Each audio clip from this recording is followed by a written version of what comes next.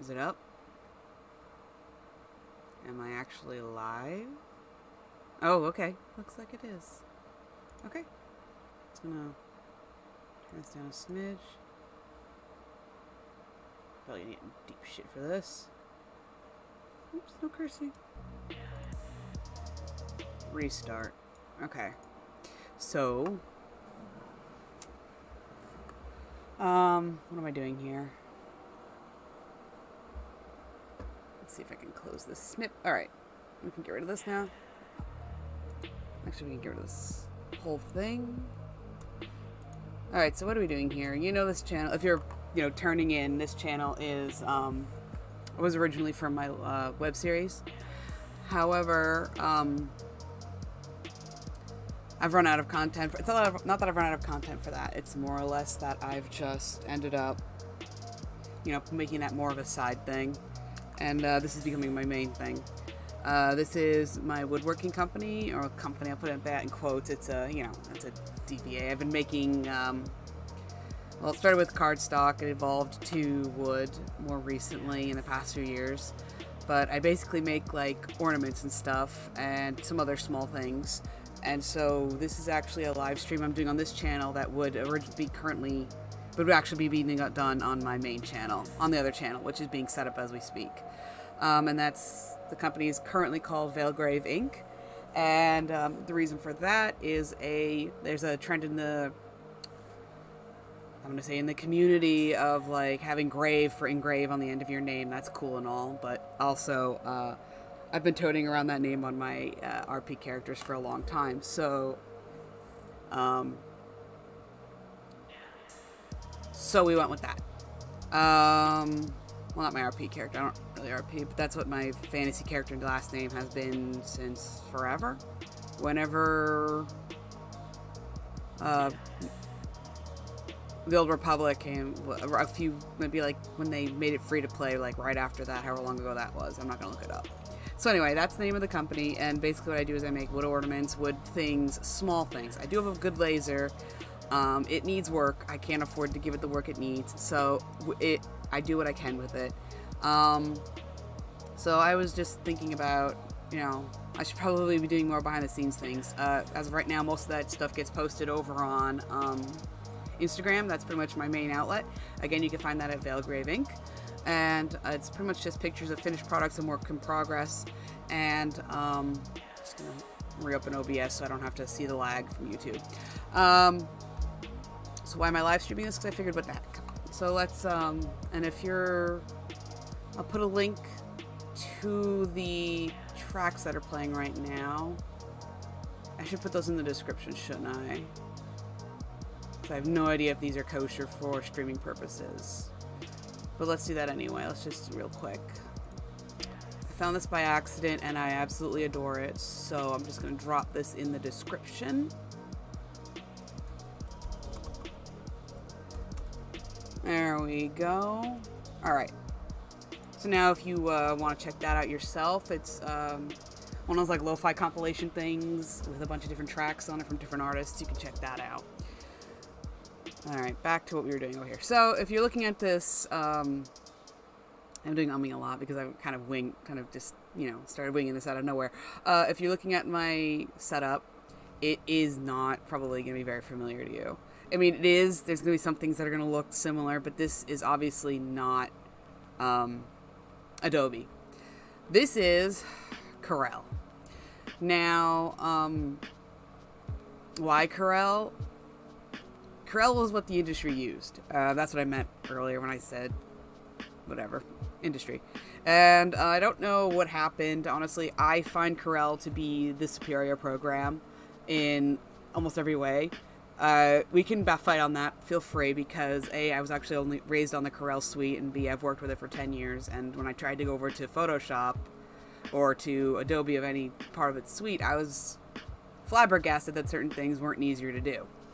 So I like Corel personally. I know it is not the industry standard. I know my skill on this gets me nowhere. Fine. But it's what I use.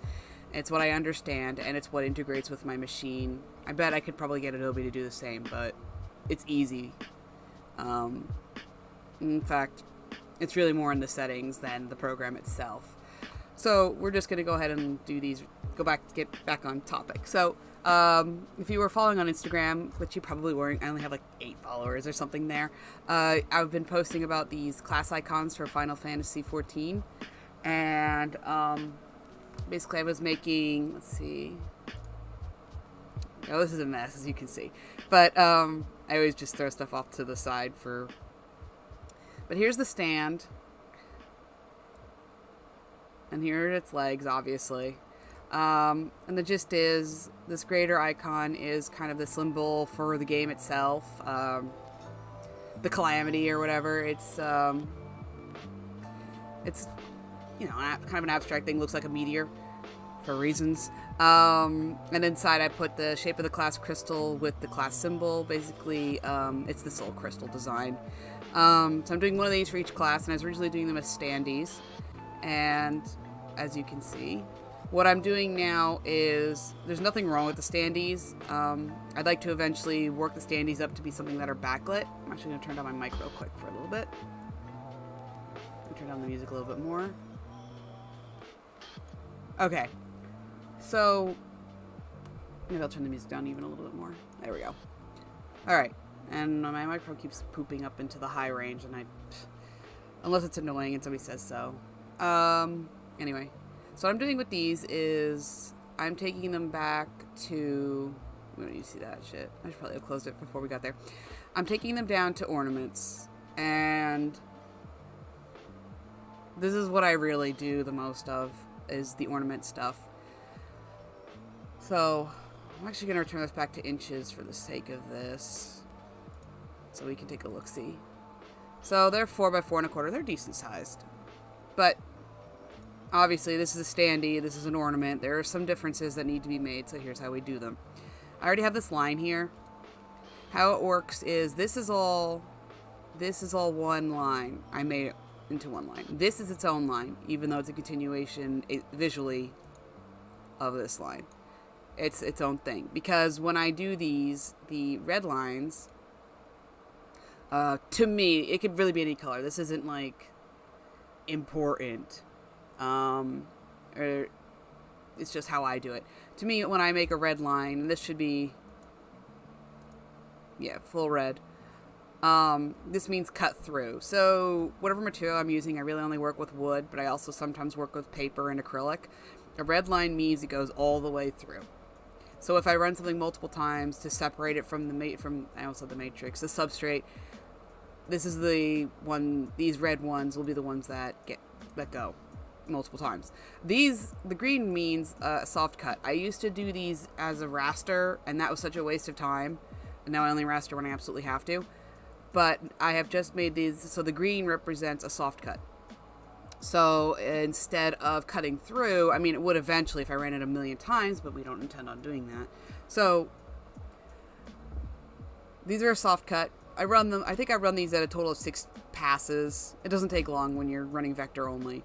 So I should probably get a picture of the standees themselves. I wonder if I can do that real quick. Oh, if you want to see them, I guess you could go over to Instagram. I can pull over Instagram over real quick too.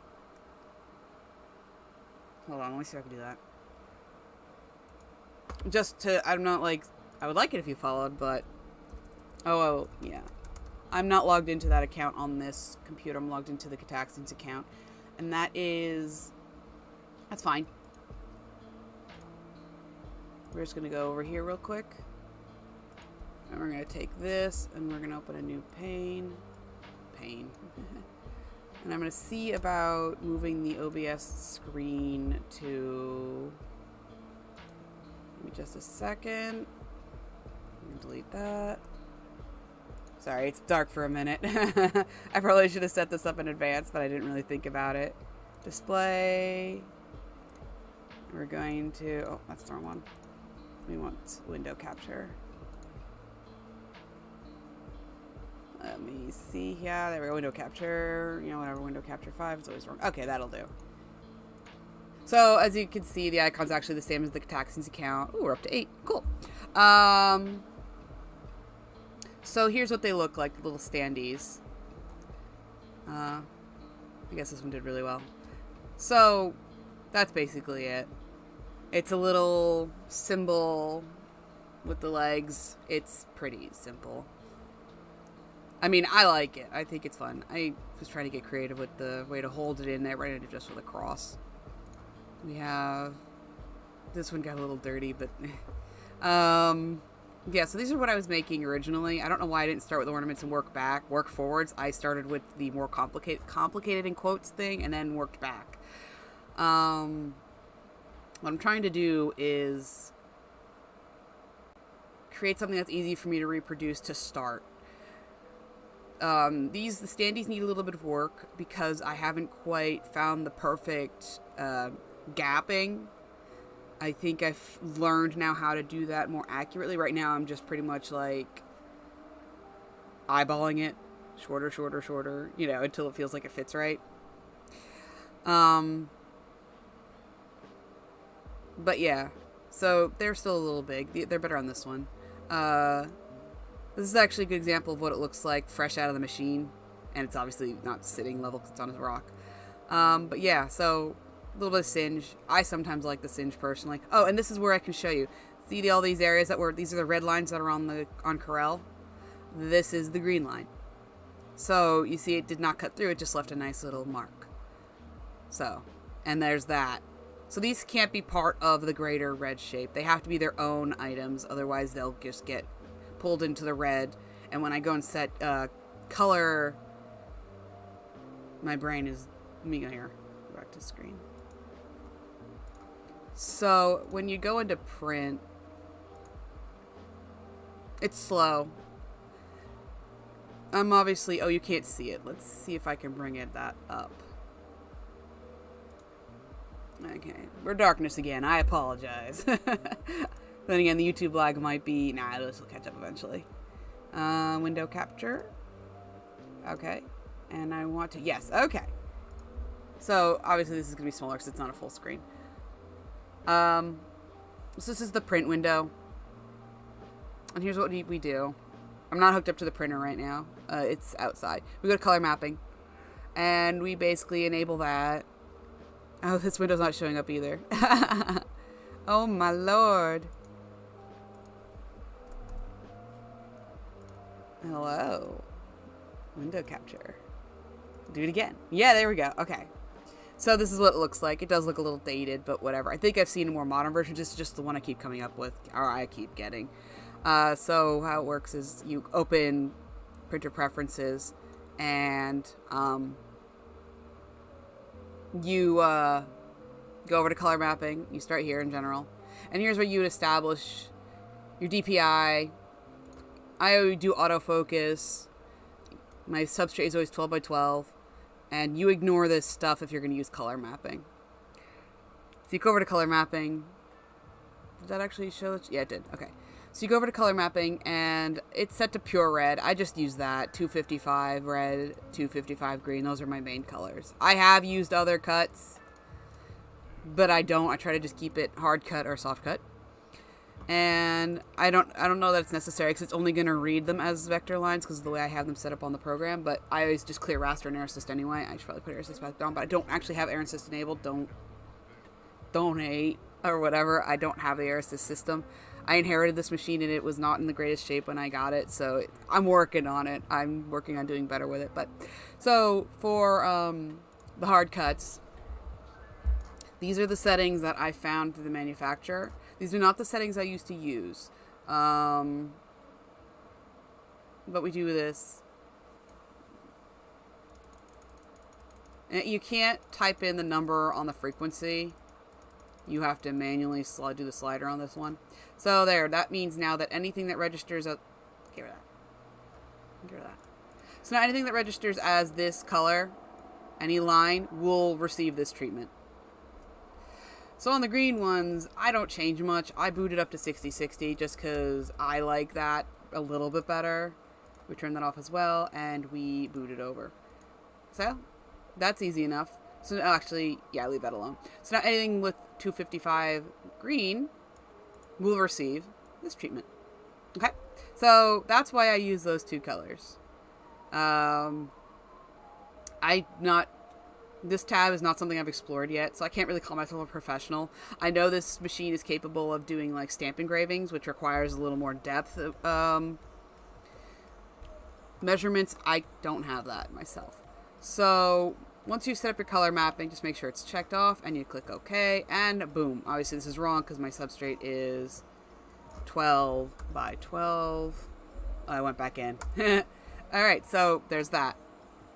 And then you would just press print and go over to the machine. Easy peasy. We can just apply, cancel. I don't have the machine right now. We're going to boot back to the, this.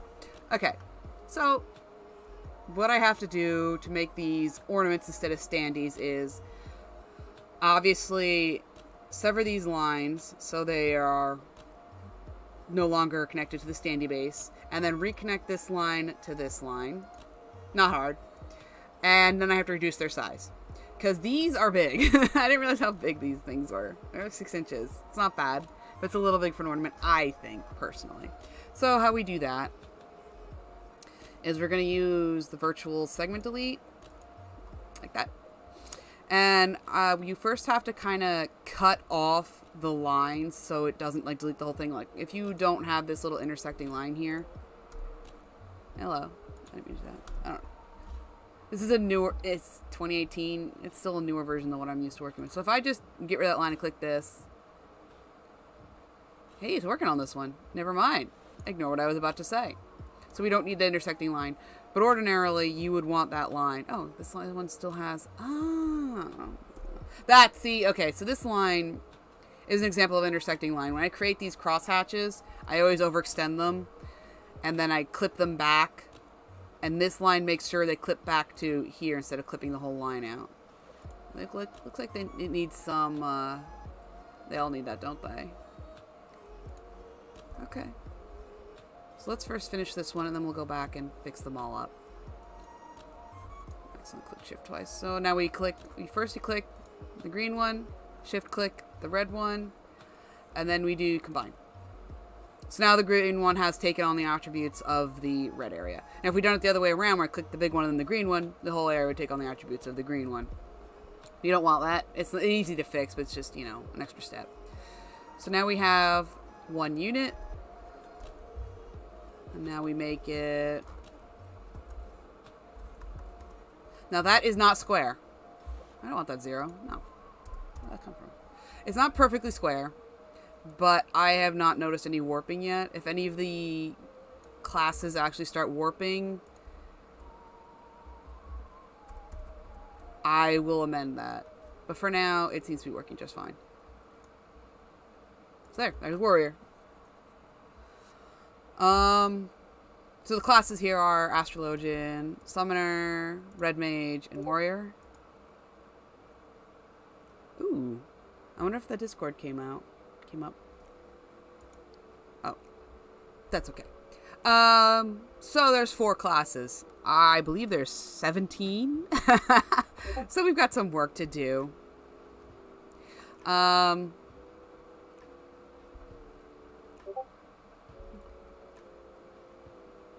Lee, my friend. Anyway, that's probably gonna boop for a little bit longer if you can hear it. So the goal today, I think, is going to be to just finish up the class. Oh, I was gonna show one more thing. We control G that, so let's just control U, take that apart, get rid of this line. We do not need that. That would register as a raster, I believe, if I left that in there. So what's the difference between that line and these lines? There's a difference. This line has a thickness of 0.0069. The machine would read that as a raster because it's not small enough. So it would do the back and forth, back and forth, back and forth rather than cutting straight down. So this is 0.005. 0.005 is for some reason the threshold that tells the machine this is a cut, not a burn. So that's that. That's the quick rundown. So if you'll make any fresh line, in order to make sure the machine actually sees that as a cut, you do that. And now the machine would just slice that instead of rastering it. So real quick, these have a small issue. This one doesn't. Did I actually fix it on this one? It looks like I actually fixed it on Astrologian. And then didn't fix it on any other ones.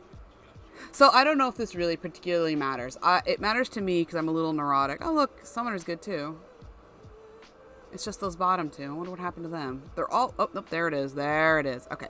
So we come over here. Does Astrologian have... No, Astrologian's actually okay. So we don't really need to worry about that. Yeah. This one's clean. I don't know what happened over here. So first we're going to ungroup it because it is grouped.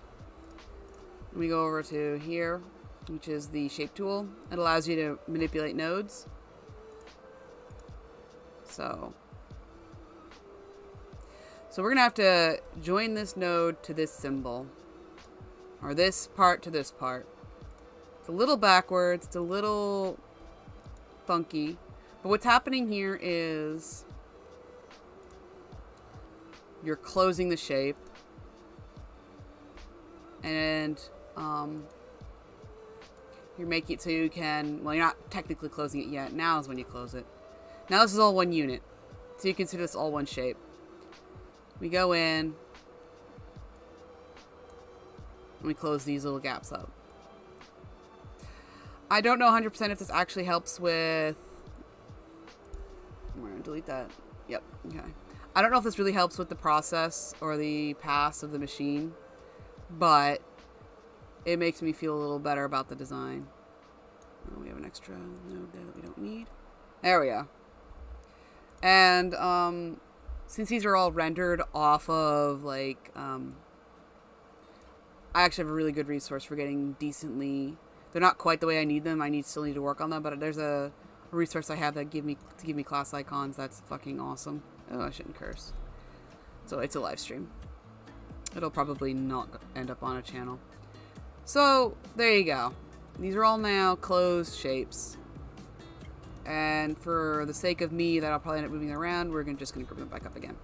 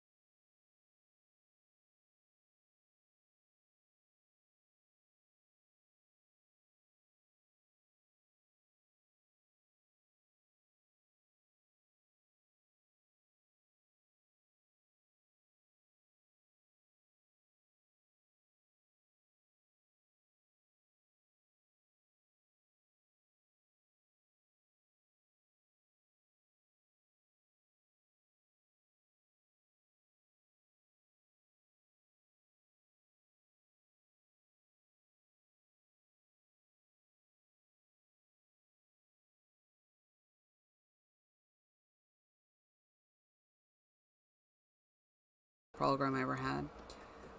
When I was a kid, Dad bought that for me. We got some redundant nodes here. We just delete them until we cause a problem. How many can we delete? Can we delete this one? No. Oh, we can delete all of those. So I don't know how much node purging really helps. I don't think it does anything. It just makes me feel better. I can't delete this, right?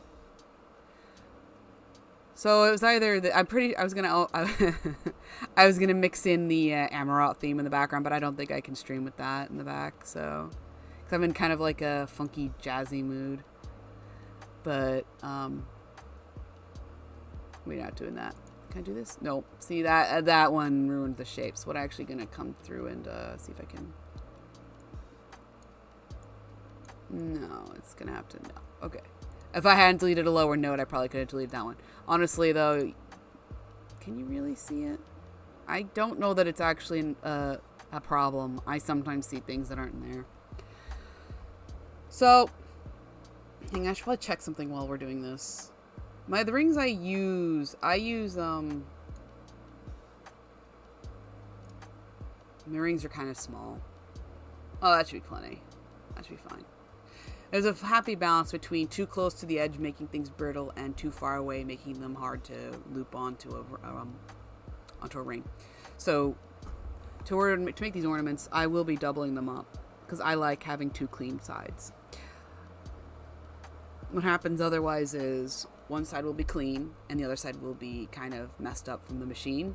Back on, let's pull up Instagram again.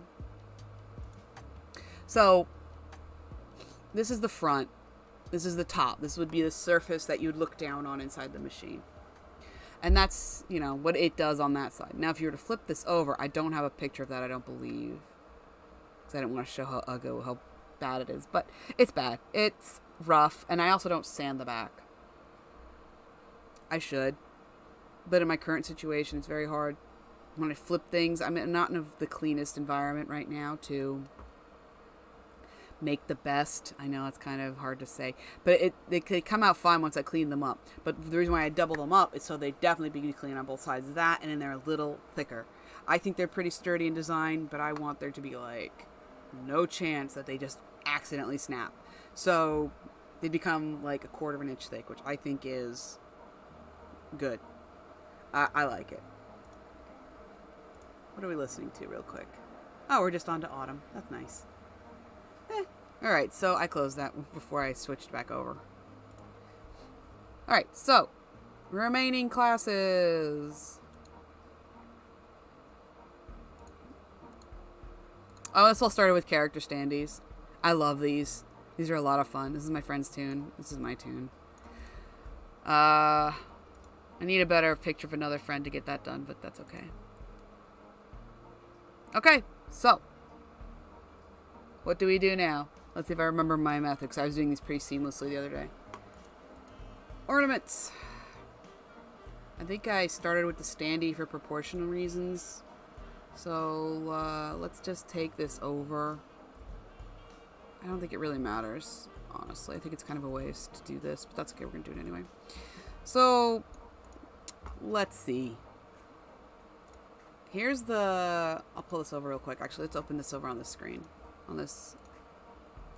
Here. And I'm just going to put another screen. Bookmarks. Final Fantasy. No! Bookmarks. Come on. Final Fantasy. Now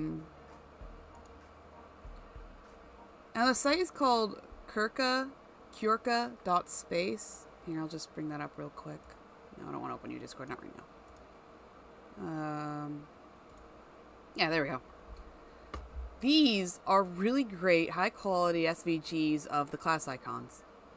And they're actually layered behind each other. So if you get one, you'll get like a couple once you break it down. But I've been using this and it's fantastic. I think I used something else for...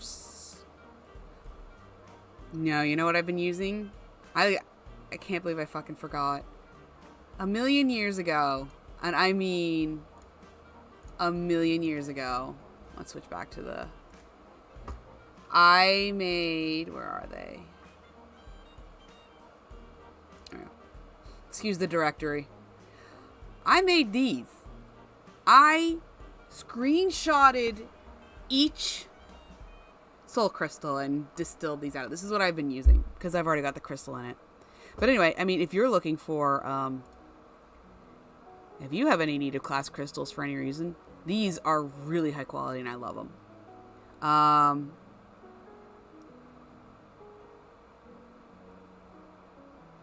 I like it. This is a great resource. So anyway, we'll just go ahead and go back to that. So these are already done. So let's see.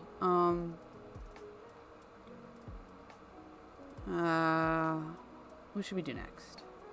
Let's do Dancer. I like Dancer.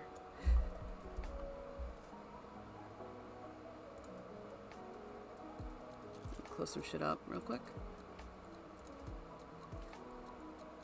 Okay. Oh, and I should probably link this playlist in the there we go.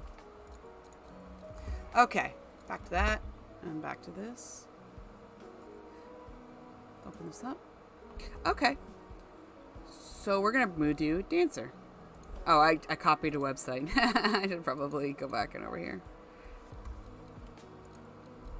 Alright, so this is the gist of Dancer's design. This one's going to be an easy one, and I like that. Actually, it's going to be another 2-layer like Warrior. How these work out the way they did is they have separate shapes and no closed areas. The closed area ones give me a little extra work to do. No big deal, really. So first thing we're going to do is we are going to get rid of the astrologian icon in the center of this. An astrologian, as you can see, is just a round circle, which is easy. So here's how I do that.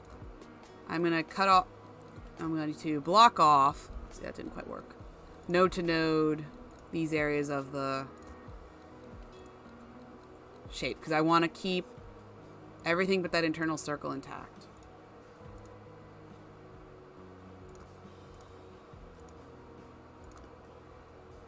Now, since it's a circle, it's pretty easy to clear out.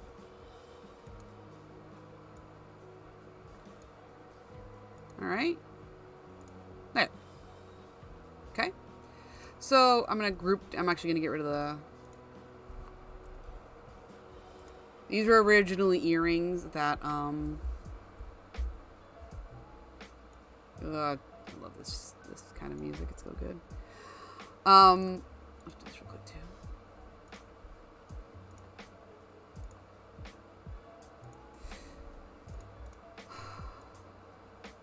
It's just that kind of mood, right?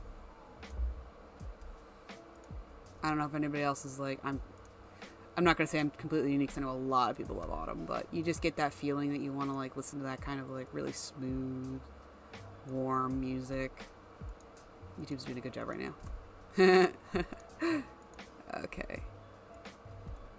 So the idea is, I think the Dancer's going to get a little too big. Ooh, what happened here? Oh, I didn't clear that because there's this line intersecting it. I should probably get rid of those for now. In fact, let's get rid of those for now. Make my life a little easier. So Dancer's going to get a little big, and I don't think it has to, because what we're going to do instead of continuously making it bigger and bigger,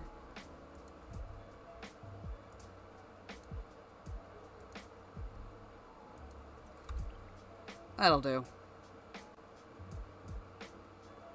I think it's demonstrating that is it off-center or am I off-center? There's a good chance it's off-center because that's the design. Well, this one's center to center, so this one should be okay. So the design's off-center. We're going to go ahead and just adjust that a little bit. This is probably my doing. Actually, it's 90%. Oh, we have to break this up. Okay, so I was talking about lines and stuff like that earlier, and what green versus red to me means. When something's solid black, that's basically telling the machine to engrave. So that's what it does. It reads that as a raster, so it goes back and forth to clear it out. But that's not what it's going to be when we're done with it. Let's start by taking this tail. This might require this instead, honestly.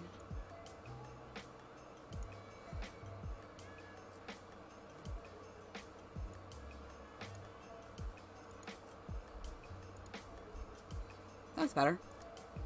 I think I warped it a little, but you know, it is what it is. A little warping never hurt anybody. Especially since you're not going to be able to see it at all in the finished product. So let's finish with this, because I'm about to bounce around like an idiot. So let's just go ahead and Get rid of that. Get rid of that. And now what we do, we can get rid of these lines.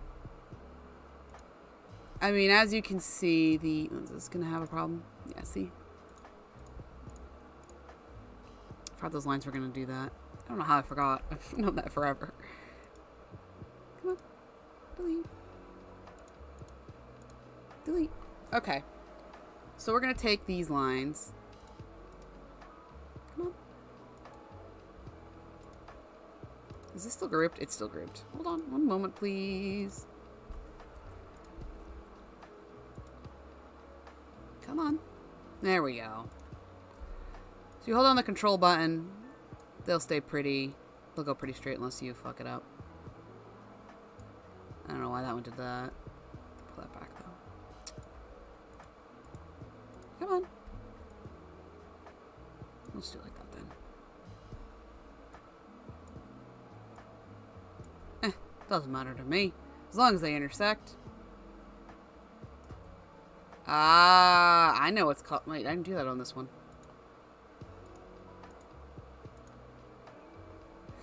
What's going on here?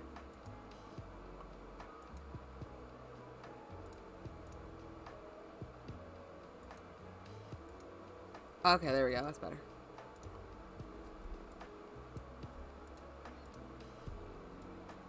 Temporarily break it apart. Hey, hey.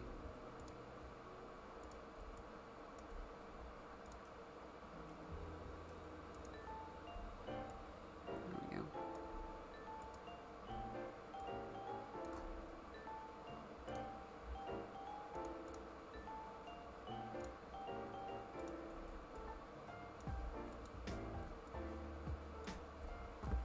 All right. So now we have intersecting lines.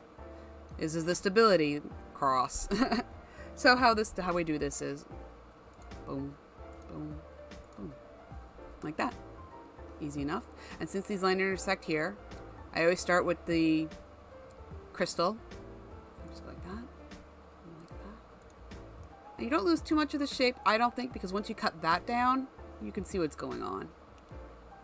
So you go like that, like that.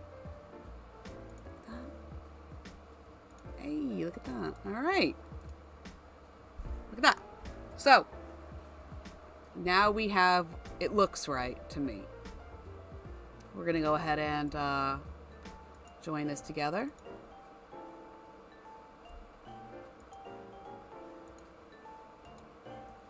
Let you do them all. I'm just going to do a quick color test. Ooh, we missed one.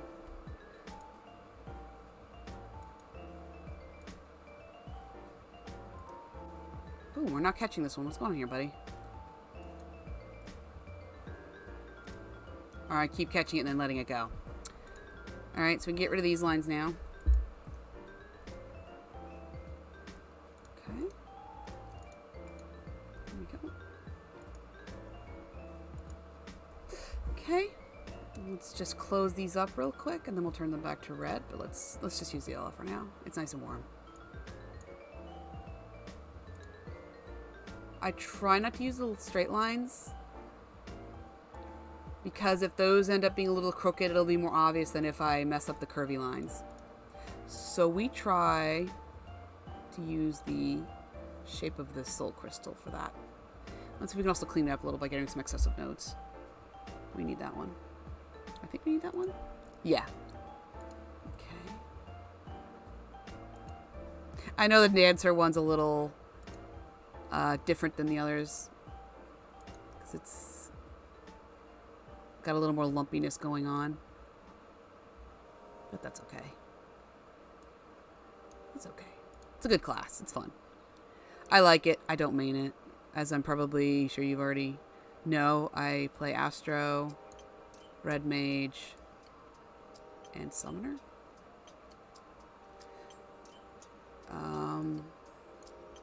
I just recently finished the Zeta for Summoner. It was my first Zeta on that character. I had done Zeta weapons before on an alt. This lump bothers me, but I think that's actually in the shape.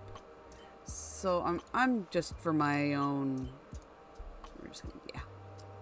Like I said, I'm pretty sure that's actually part of the crystal's design. There we go. Let's get back down here. Okay. And I can't get rid of that, right? Yeah, no, that messes things up. I'm actually going to come in with the smoothing tool real quick. No, not smear. Fuck you. I never use smear. See if I can carve that up a little. Not bad. Better. A little better. Basically, oh, shoot. Well, that's a little different now. Basically what it does is it moves nodes closer or further apart. I'm a little close to the microphone. Alright.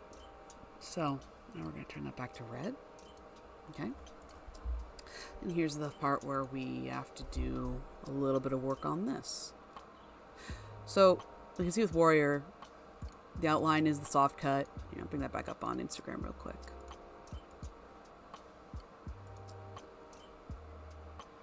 We'll use Summoner. That's the green cut, that outline there.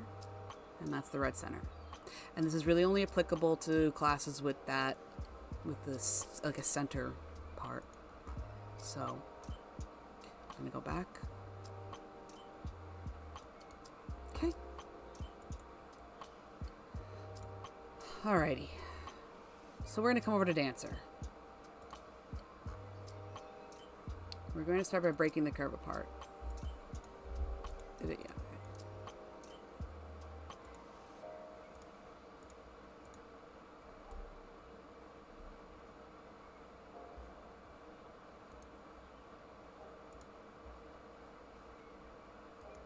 I think that's the wrong green. Yeah, that's my brand green. I don't know how that got involved here. Hold on, let me fix that real quick.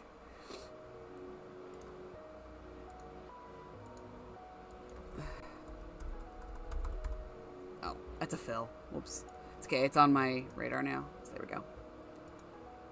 So that's how that works. Boom. So what I did was, I think it's pretty straightforward, but I'll go over it real quick anyway. So with these shapes, with their center cutout bits, or their, you basically can tell the program to break it apart, which will isolate the internal line from the external line. And in most cases, it sends the internal line to the back. So you just push the external line, or the external line, you push it back, and then you can find the middle line, the internal line. So it's all a matter of just finding them, making sure they have zero fill, no fill, and then just color coding them. It's pretty easy. So we're just going to go down here real quick and make sure this becomes a ornament.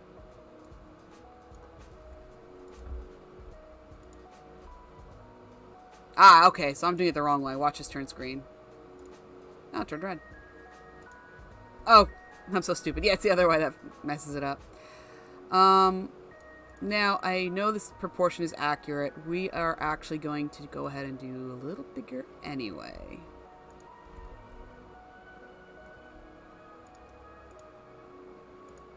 So I like having a little more. That looks better. Okay, so we grab all this.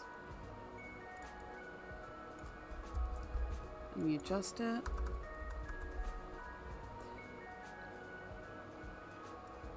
Over here. And what I'm doing here is I'm just laying it over the master and copying the insert hole so it's in the exact same location. So boom. And there we have Dancer. We didn't switch, right? We're still in this. Alright. And it's off the page, so obviously it wouldn't count. But there's Dancer. Yay! Silver. As you can see, I had a note for Rogue and DK because Rogue and DK, or Dark Knight, I used to say that loud. And it's not Rogue, it's Ninja. Samurai. It's Ninja. I always call it Rogue anyway because where it is right there. So that's Ninja. Rogue doesn't have a soul crystal. And that's Dark Knight. And as you can see, their shapes kind of lend themselves a little poorly. They're much less surface area optimized compared to the other crystals. So these two were problem children. That's my favorite tank. So let's do Dark Knight. Let's bring that over. There. Nice. Okay. And Dark Knight does have a small centerpiece, as you can see here, which kind of, I think I'm going to skip it because this will end up being less open and more just shut. So what we're going to do is actually just go like that. What be this? Interesting. What happened here? Got a bit of an aberration going on.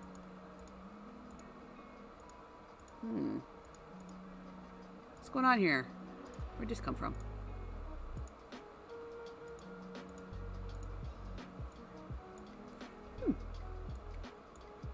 I did something weird here. Let's get in here. I can't because it's grouped, isn't it?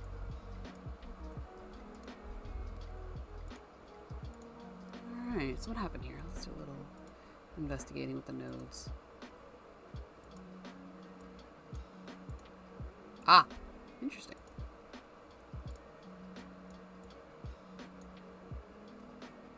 Okay.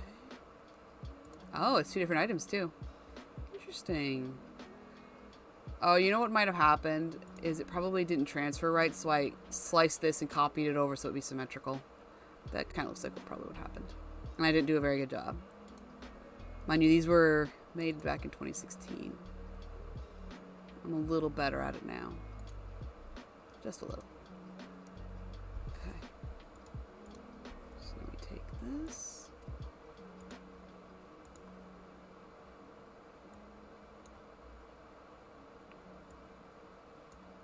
Okay. So now it's at least closed.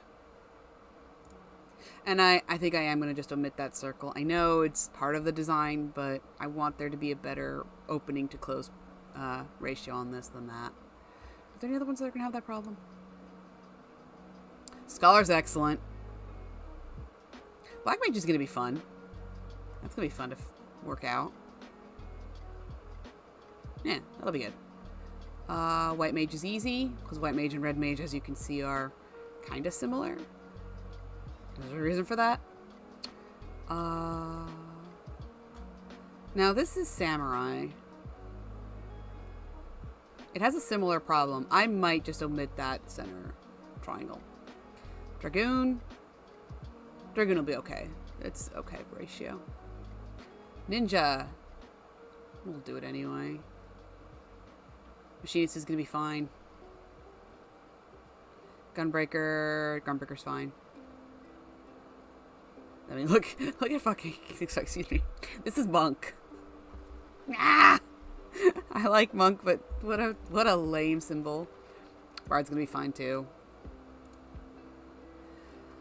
Okay, so, yeah, we're doing okay. Actually, how many classes are there for? 1, 2, 3, 4, 5, 6, 7, 8, 9, 10, 11, 12, 13, 14, 15, 16, 17, 18. I canceled something twice. I swear there were 17. 1, 2, 3, 4, 5, 6, 7, 8, 9, 10, 11, 12, 13, 14, 15, 16, 17, 18, 19, 20. Nope, I ruined it. I started counting. 1, 2, 3, 4, 5, 6, 7, 8, 9, 10, 11, 12, 13, 14, 15, 16, 17. Imagine that. And, I don't know if anybody really cares, but on this particular sheet, we also have my Saints Row pendant. This is the first big thing I ever did first cut I ever did on my machine. I love this piece so much. Anyway.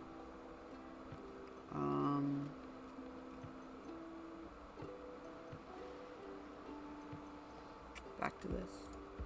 We're doing Dark Knight now. What I'm actually going to do now is just steal one of these, save myself some work.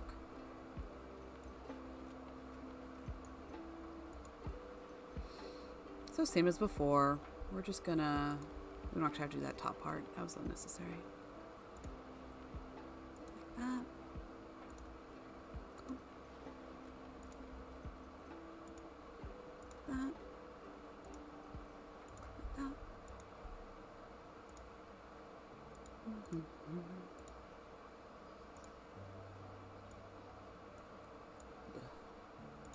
Alright. And now what I'm gonna, oh, I know why I use those top lines.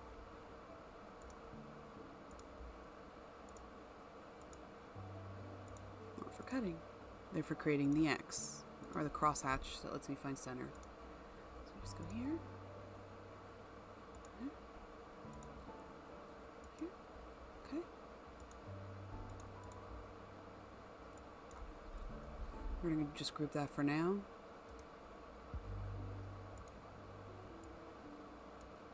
Okay.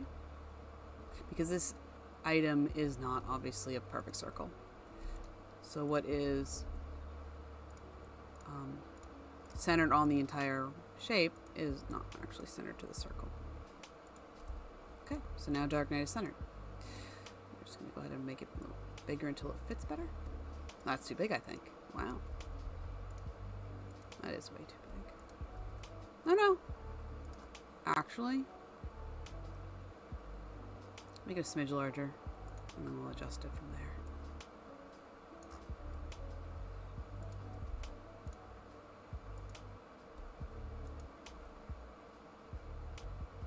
That'll do it.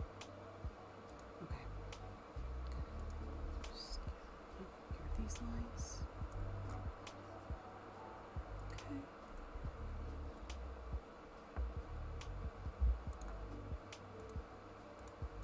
Also grouped.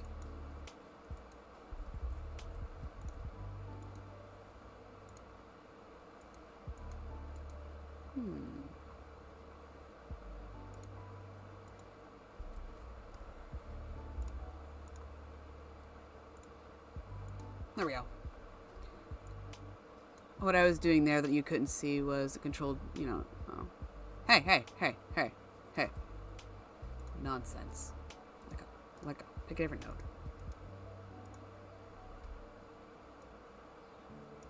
There we go. And as long as they intersect. Did I mess something up here? Nope.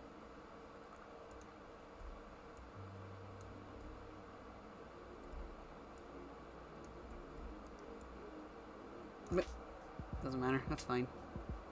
Oh, I did make a mistake. Okay. I'll click that node. Okay. So now we have intersecting points. Alright, delete that.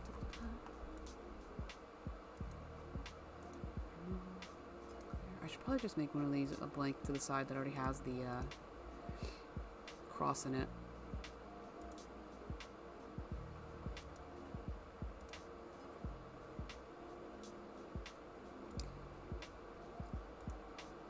I violated my first rule of doing the shape first.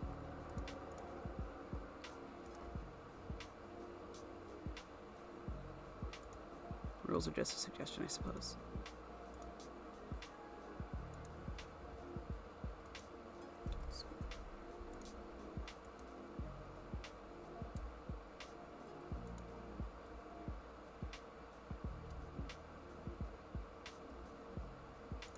Just gonna do a quick color check. Good, I already took it on. Okay. Okay.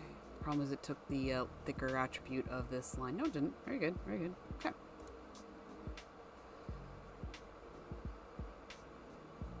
There isn't much more to do with this one, other than make sure this is. Oh, we should close up these. There we go. Again, I have no idea if this actually helps anything.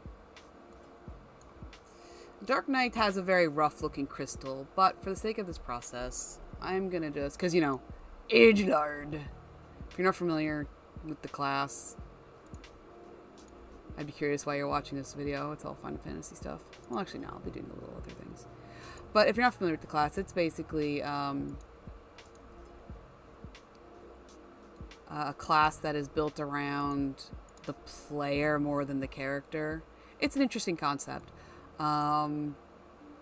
It's basically the biggest fourth wall break in the game, and it's not a direct one, but it is one that's kind of, I really appreciate seeing.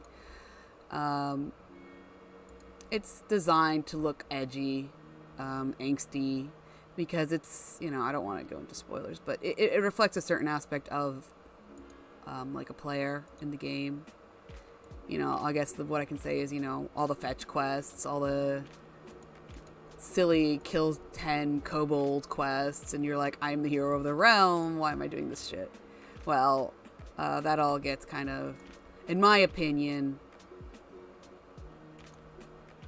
nicely ironed out in the Dark Knight questline. So it's my favorite. It's my favorite class story. Each class has like a story behind it. Dark Knight's my favorite because I just like stories that really, really revolve around your character and its development. And Dark Knight is all about your character's personal development, which to me is just, yes. The whole game pretty much centers around your character development, but there's just something specific about the Dark Knight and how it does it. And as edgelordy as it sounds, it's really not. As edgelordy as it sounds and looks, and even its abilities are a little edgy. I mean, one of them's literally called Edge of Darkness. And I don't play Dark Knight because of edginess or anything like that. I play because I just genuinely like the class. I think it's a great class. I think it's one of the few tanks that, well, there's only 5 tanks, I think. 4? I think it's 4. Tank, warrior, paladin. Yeah, there's 4. Dark Knight, Gunbreaker. So, Dark Knight starts at level 30. Warrior and paladin start at 1. And they have unevolved versions, like the paladin's a gladiator, warrior is a marauder. To level 30. But back in the day, these boys struggled. Like, they were not optimized until at the earliest level 30. They were barely tanks. They didn't have their tank stances. They didn't have much in the way of threat. And then this guy showed up, and I just feel like Dark Knight starts out really strong in its lower levels. And obviously, it starts at 30. You can obviously sink it down lower depending on if you get in a dungeon or whatever. But I just feel like it came out a lot cleaner, and it was the first non-base tank, so I like the fact that it's got a clean playstyle. I actually like Gunbreaker a little bit more personally. It feels more refined. It has a much more clear DPS rotation. Dark Knight's DPS to rotation is more of a window, and you can do it much more often and much more streamlined on Gunbreaker. I do like Gunbreaker a lot, but I'm already like knee deep in Dark Knight, so I will probably keep just playing that. I don't main tanks. I like tanking like low level content because I just like mass pulling and getting beaten up a little, but I used to be a healer Astro main. I kind of set that aside a little. Stress and whatnot. Healing's hard sometimes. I healed back in WoW. I was a Holy Paladin and a Resto Druid. I wanted to be Resto Chamois, but when I wanted to be Resto Chamois, that was not optimal. And not like I ever played Endgame. I don't play Endgame. I intentionally avoid that shit anymore.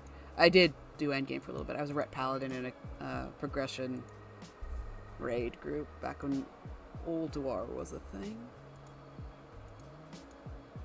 Come on. I'm not catching these, so we're just going to go ahead and delete. Delete. So that's actually Dark Knight's done. Let me just set that off to the side. We might have to open up a new page to continue. That's fine. So who's next?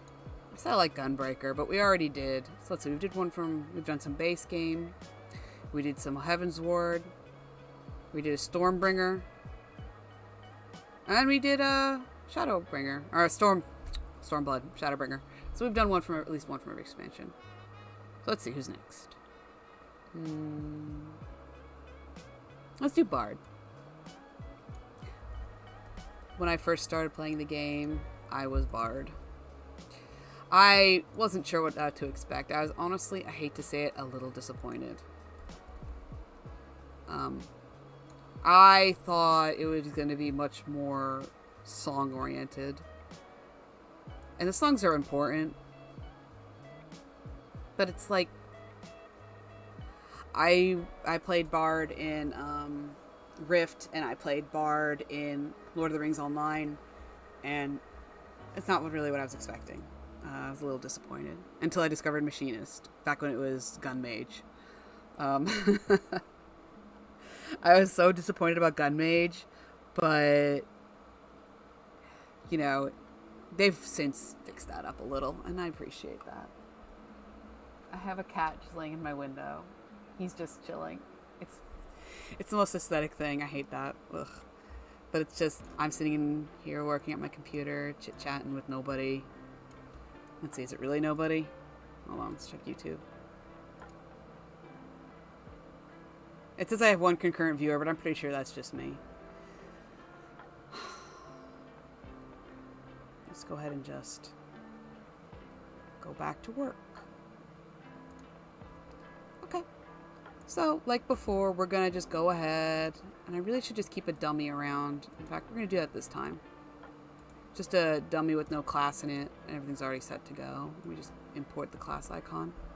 Oh, Soul Crystal.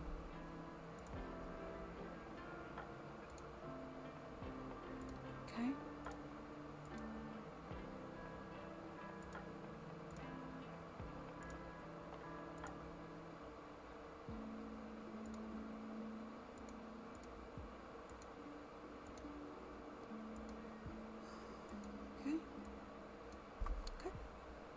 So we're just going to set this off to the side. And as long as I remember to copy and paste it. I'm an idiot. There we go. As long as we remember to copy and paste it, it'll always be there. And it'll be much more useful. So let's take a look at Bard here. Bard's the bow class. It has a, I think I would consider a slow evolution. Archer, it's not bad. It's ranged class. You deal with poisons and other things. Let's go ahead and let's just do this real quick because it makes me feel better.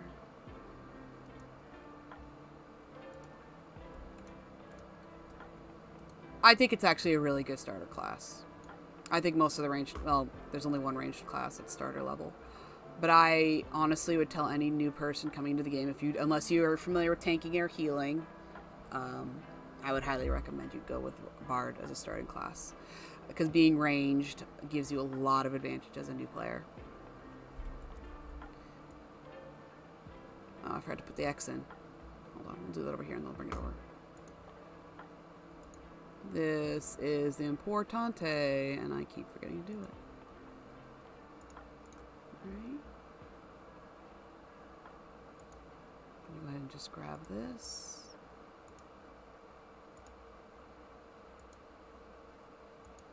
Okay. That sounds like we ran out of a playlist. What'd we end up with today? Yep, that's the end of that. Oh. Okay. We're just going right down the lo-fi rabbit hole. That's absolutely fine with me. I love this shit.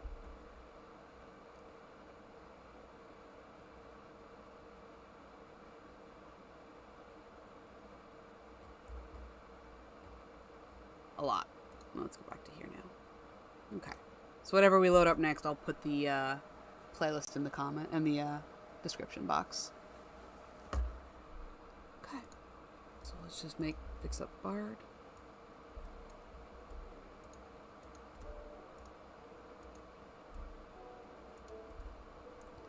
Make it a little bigger.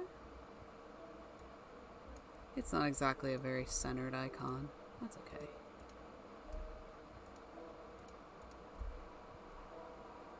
That's actually a little annoying. But that's what it looks like. So we're actually going to call that quits. It's intersecting on its own a little. Probably make it a little smaller. Nah. Screw it. This might become a problem later. I don't think so. But it's a big maybe. So here we are.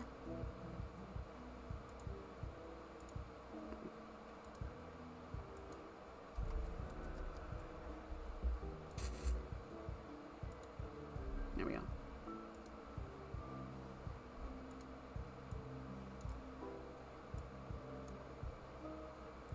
See what's happening. I mean, I know what's happening. I keep being lazy about it. Okay. Those are good.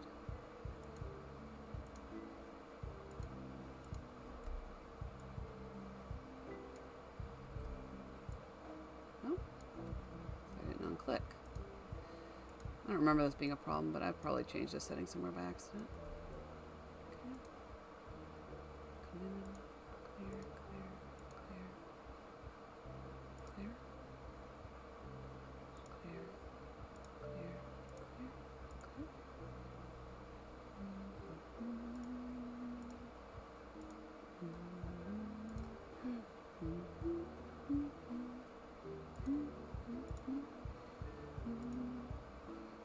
Let me update the playlist real quick.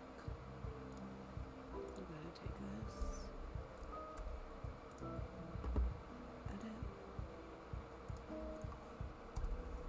Okay. Alrighty.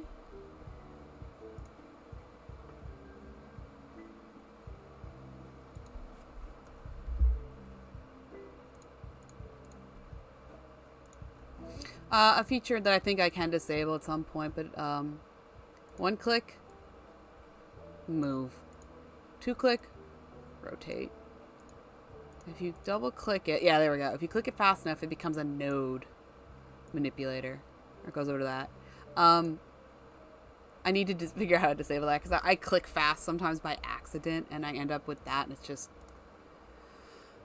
Sometimes it causes stupid levels of frustration that just goes over to the last tool I freaking need at the moment. No, I'm using it a lot, but...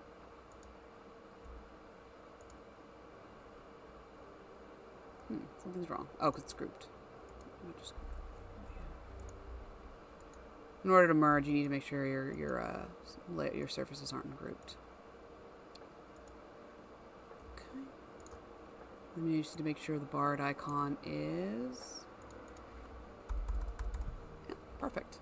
And now barred is done. We'll just go ahead and clear out the black lines. There we go. I'm going to rebrand this all as ASMR. I'm kidding. It's not my own music, so I can't do that. And we're going to actually come in and do a little cleaning up on Bard's little icon. This is very old, this version that I put together. Or traced or whatever. No, it's okay still. Oh, that's right. We got to close it up too. Looks good. Looks pretty good. So we can clear that out.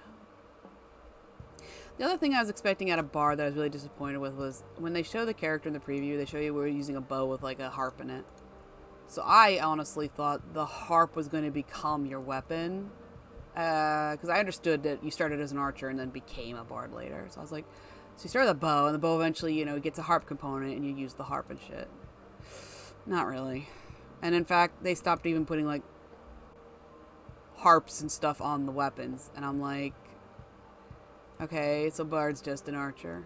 I don't know. I was reading the forums. I didn't play bard at the beginning of Shadowbringers, but apparently they even removed the damn songs. And I'm like, songs right now are okay. If you want to talk group buffs, I think Dancer Parse is better. But Bard offers buffs depending on which song it plays to like haste, damage, and something else to the party. You don't get that buff. You get some kind of ability to manipulate your rotation, which is kind of procky. And it's okay. You can somewhat control the proc.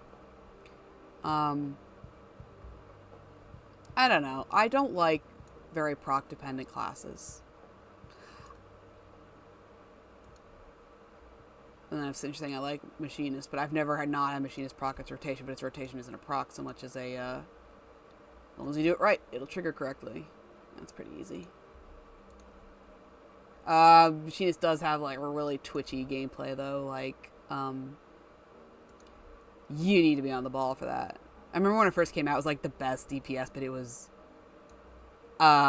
there's no such thing as an okay gun Machinist. You were either good or you were trash, and there was no in between because it had such a stupidly high skill cap.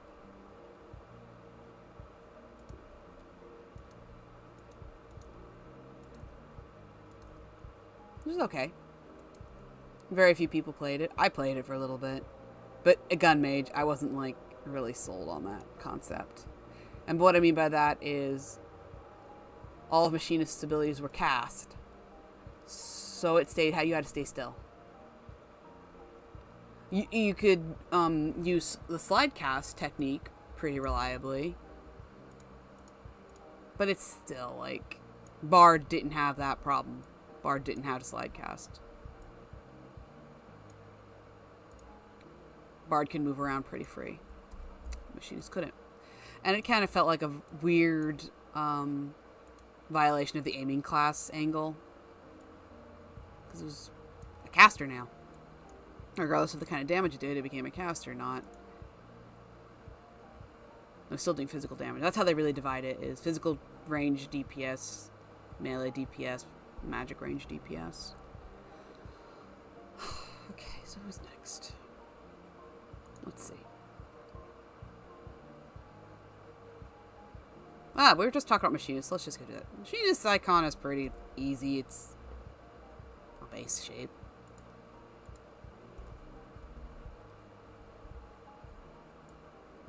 Very simple. So let's just go ahead and fix it up a little for this purpose. I want to use that red. We want to use this red. And Machinist is again really good. Because voila. Ooh, we got a little bit of an issue here. Let us... Is it separated? Okay, so we can go in like this. No, still two pieces. Interesting how this one transferred.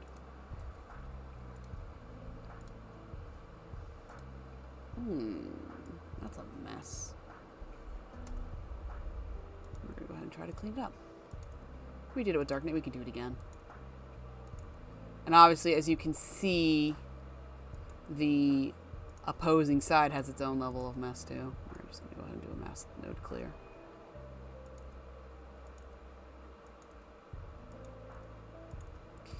Okay.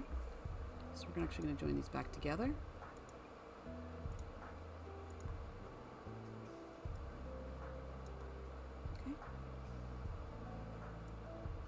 There we go. Oh, that's stone shape. This does have to get joined in, though. All right, so we have some problems down here. Not bad. Not terrible. Not bad. Not bad. Not bad.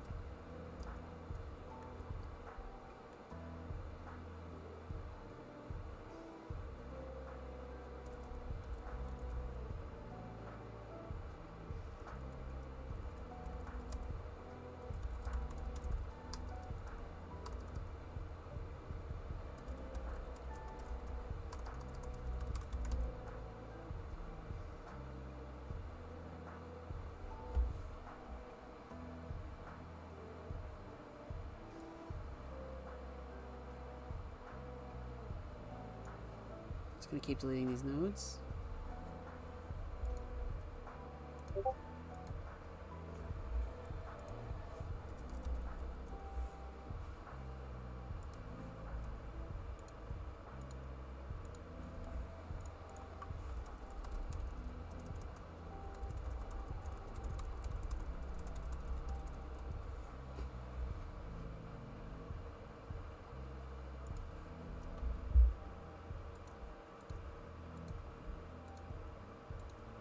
As you can see, the other side has some issues too. Same as always. Oh, we didn't want to get rid of that one. We do want to get rid of this though. Bloop.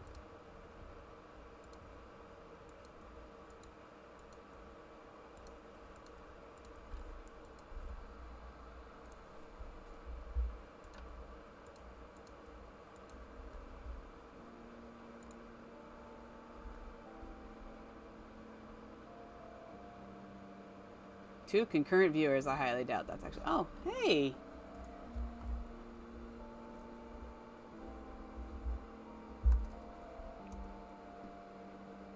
Aww. Hello! Thanks for popping in. I really appreciate you stopping by. Let's we're just going to keep cleaning this mess up now. I am working on finishing up the class ornaments that I started. Here, I'll show you how far we've gotten today. So today, we fixed up these guys. They needed some work. But we finished Dancer and Dark Knight. Coming back over here, we're on Bard. We just finished Bard. We are currently now working on fixing up Machinist. There's some line errors in it. Like I said before, I made these a long time ago, and I like to think I've improved since then. So we're just fixing it up so there's no extra lines, no confusion. That got a little funky. We'll have to come back through and clean that up.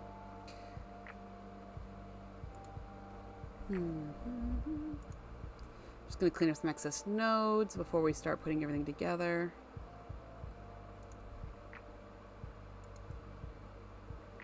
Okay. Nope, that one did something. It's not noticeable. So that's Machinist. Oh, yeah, this. I don't like this. Let's see if we can get rid of that node real quick. Yeah, better. Nope. Okay. So now we're going to put it in the circle of pain.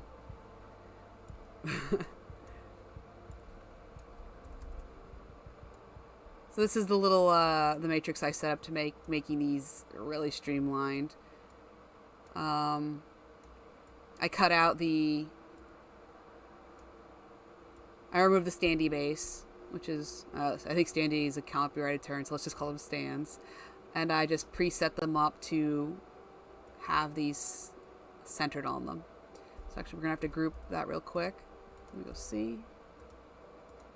And what I'm doing real quick here is these lines indicate center vertically and horizontally. And because this piece isn't perfectly round or anything like that, if I wanted to center this to the whole unit, it would center it to this mess. As you can see, it's a mess geometrically.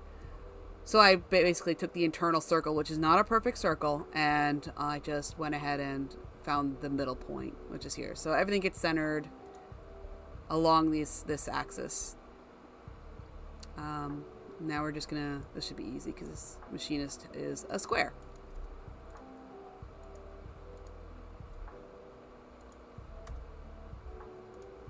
It looks like it's a square that's wider than it is tall. Oh, well, you know what? Actually, screw that. That's done. We're done there. We are going to now get rid of these lines. I'm gonna have to go. Oh, that's something I forgot to do. Let me go over here to the demo real quick. There we go. Gotta make sure all the lines are ungrouped so you can manipulate the individual nodes. There we go.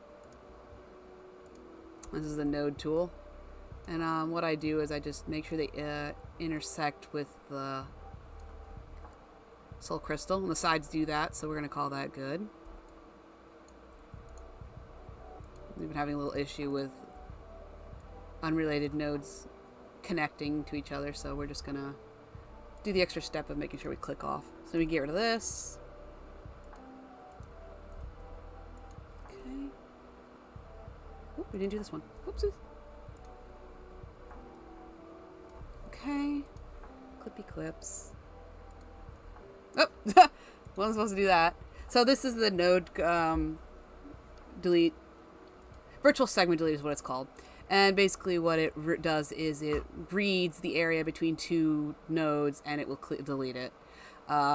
Two intersecting nodes, really. Because if I go over here, you can see there's multiple nodes in this little department. But if I go like this, it clears it out between the two intersecting points. So we don't want to do that. We want to make sure we intersect with it, so we only delete the nodes we don't want. Like that.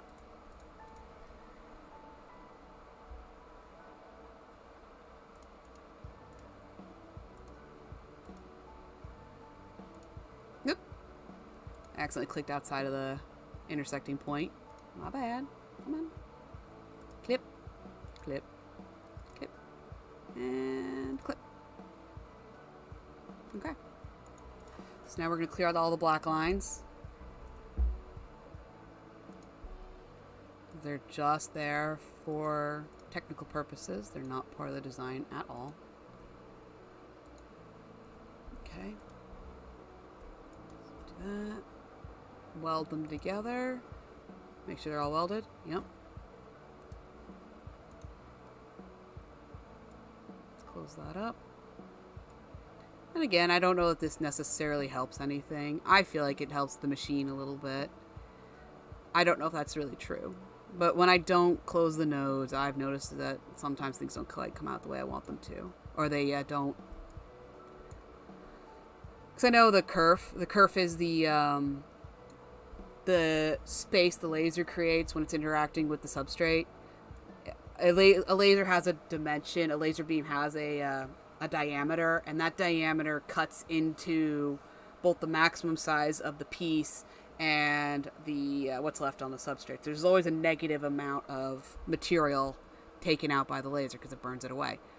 So knowing that exact measurement really helps. I don't know that right now.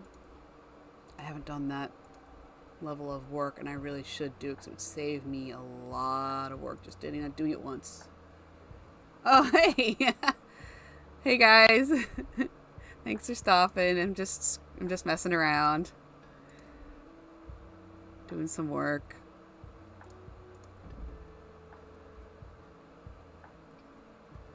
Clearing up some extra nodes before I call this done. See, it's a little wibbly. We don't want wibbly lines. We want nice, clean lines. And Machinist is a bunch of straight lines, so it doesn't need any of extra lumpies. No, it makes it round. We don't want that. Nope, that makes it round too. Okay, those are necessary. Looking like...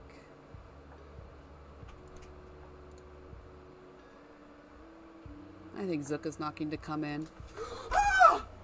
One moment.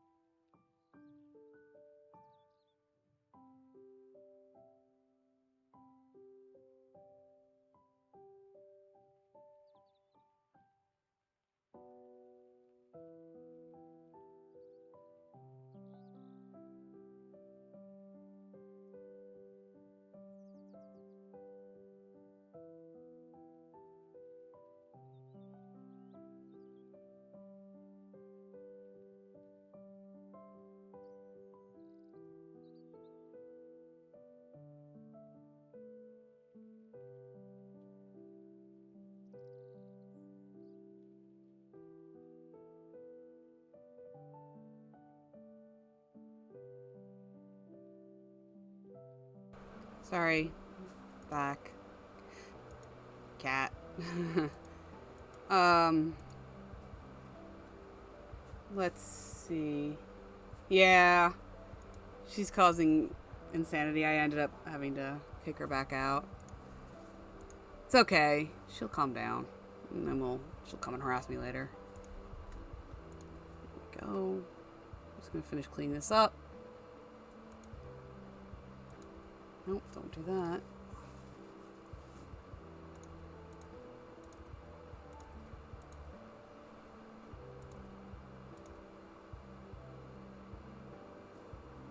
No, that's not the problem. This was the problem.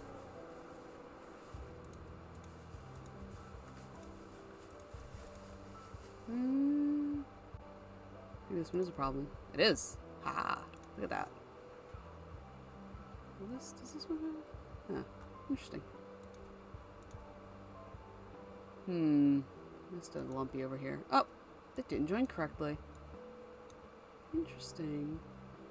How did that happen? Ooh, and I became bowed. This requires a different situation. How strange. Yeah, it's bowing. Okay, so we're gonna have to back out real quick. Get rid of that. I'm gonna have to use a different tool for this because it's a little weird. Oh, see, I want the sharp angle to stay though. Let's see, how far back is it sharp?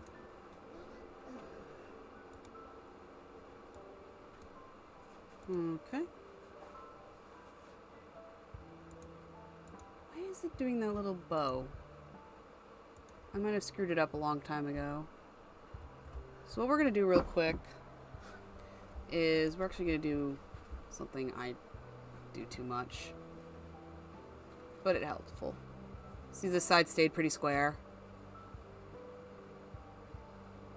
The other side did not. So there was something wrong in the nodes, which means it wasn't perfectly symmetrical to begin with. So we're going to just quickly break it up.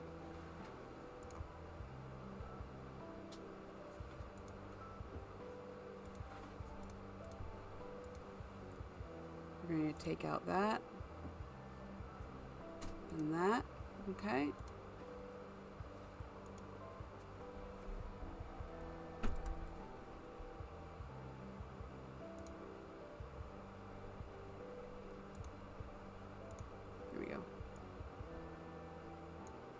Boom. Yay. Small solution. Yeah, Zuka has 0 chill. She has to be... Sometimes she can calm down, and it's good, but... most of the time, she can't.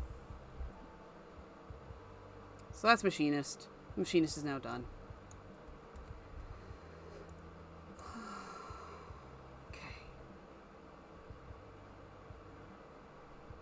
Actually, it's not quite, but let's just finish this. Okay.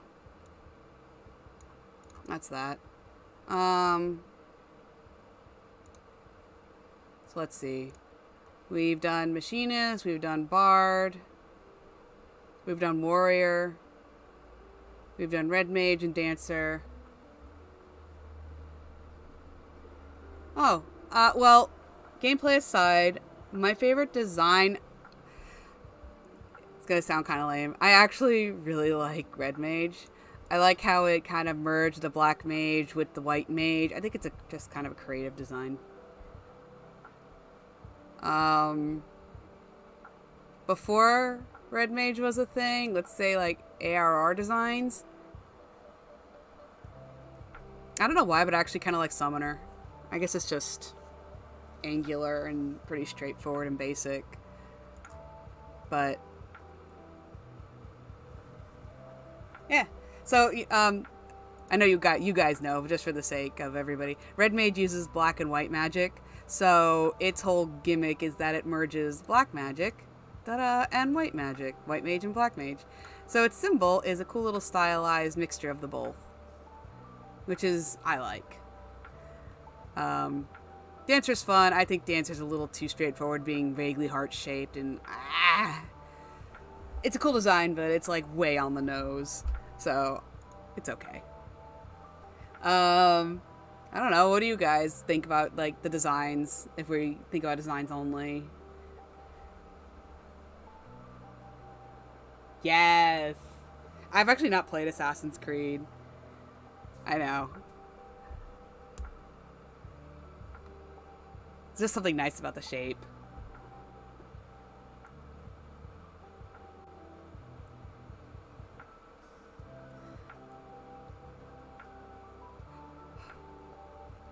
So, I don't have blue right now. Oh, Gunbreakers? Yeah, Gunbreakers is fun. Edge. I would think with Edgelord you'd be like Dark Knight. Edgelord. No blue because no blue yet. Blue doesn't count.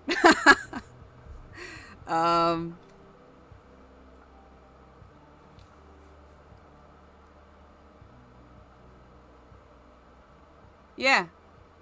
No, Gunbreaker's a nice design. I think it looks a little like melting butter, in shape. But it's a good design.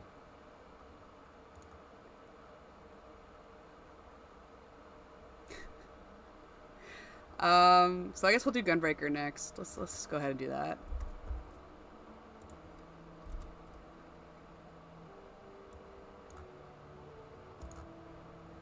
So Gunbreaker is nice and easy design. I appreciate the easy ones. Just go blow up. Blow up. No fill. Done. It is done. All the the class shape is on. Now we have to put it in this.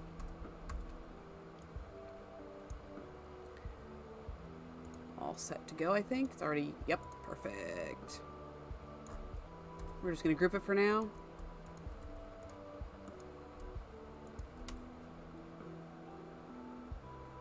Aww. Okay, so what's your alt's name? And what race is it? And what class did you start with?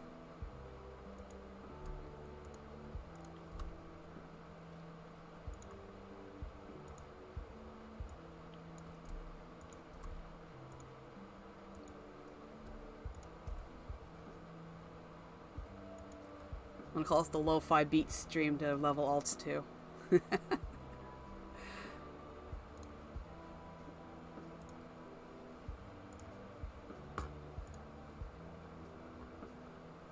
Ooh. Kaihaku, huh? Ooh. So, good choices. Vieira. Toasty Vieira. Ooh. And Conjure. Yep, good choices. Most of my alts start as Conjurers. Ha! She does. She does look like she would be related to Z. Alright.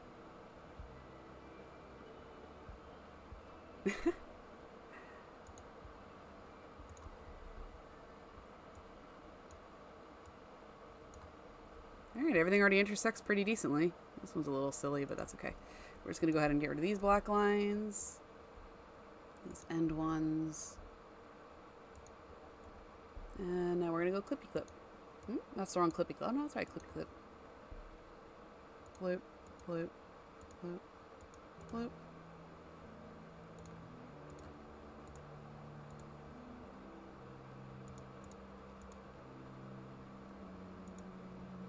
And I mean, if any of the music is something you're interested in, I have all the links to the playlists or the videos in the description. It started with a really fun little Halloween-y one, but it's since just done its own thing, and I'm letting it go. So as far as I know, these are all safe to stream with, so. Oh, it didn't work.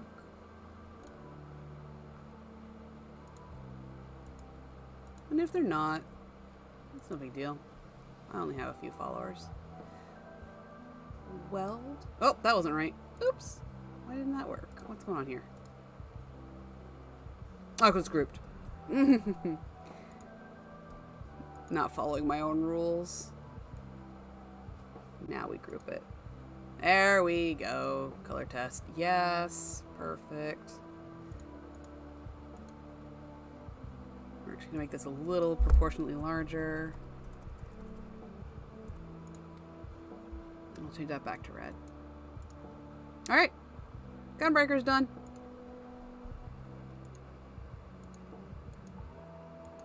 Hello. Hello. There we go.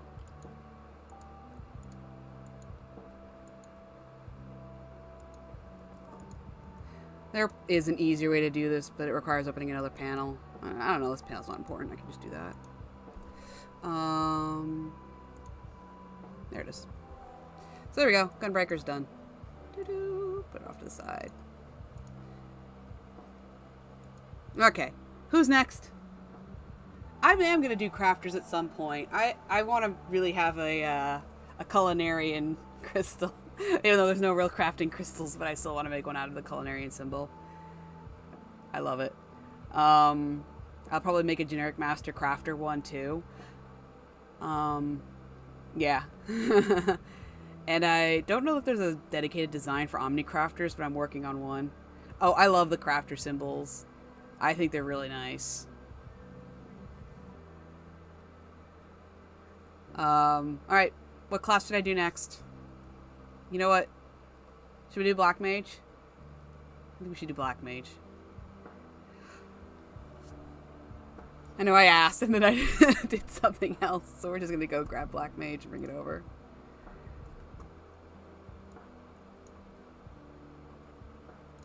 I don't personally like Black Mage.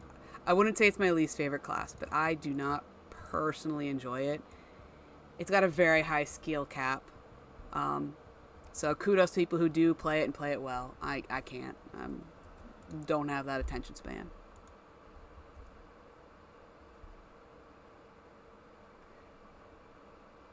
Yeah, you know, actually, it is probably honestly the worst of all of the ranged classes.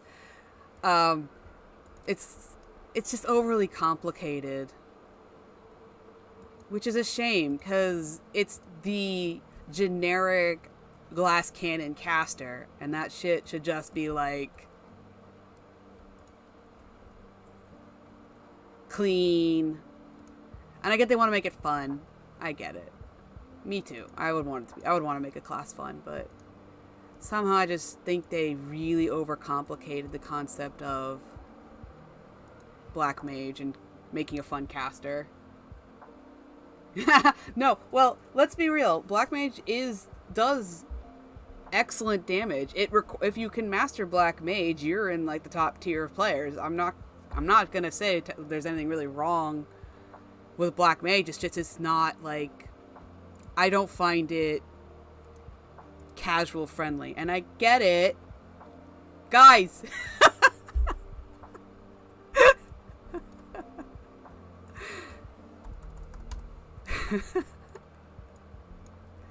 So what we did with this one, it's got a little different process to the other ones.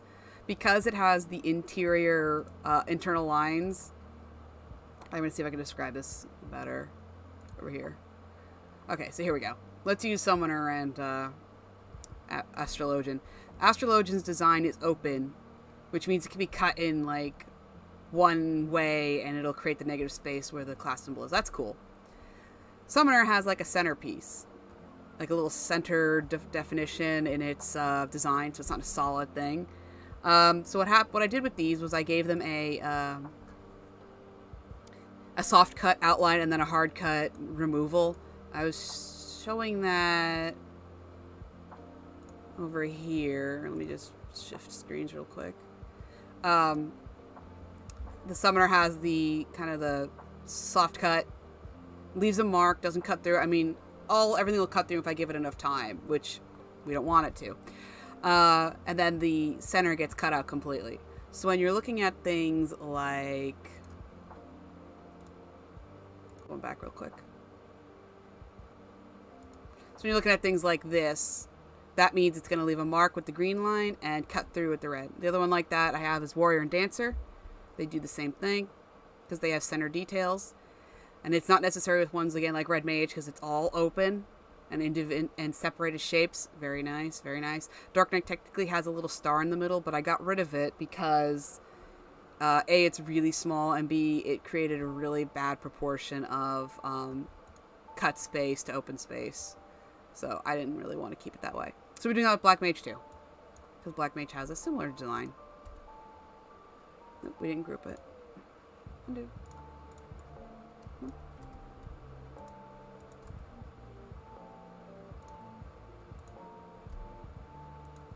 So I know nobody else uses this program really realistically, but the controls are let's see. I think this is too big. We'll find out in a minute.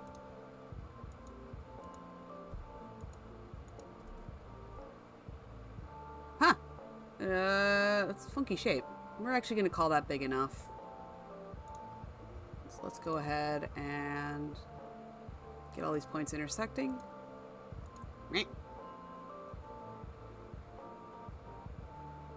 Yeah, Illustrator, I was talking to nobody earlier about that. Illustrator won the fight, won the graphics war as far as I'm concerned. I don't know where Corel dropped the ball, but they really dropped the ball. And they deserve to lose the war. They didn't fight hard enough. This is just what the industry used. So this is what I was using for 10 years at my old job. I grew up on Paint Shop or whatever. Yeah. I mean, I can use Corel pretty seamlessly at this point. But when you're comparing Corel's Paint Shop to Illustrator, like this is this is their vector art program, so it's not really directly. I think Illustrator does both, doesn't it? But Corel broke those down to two different programs.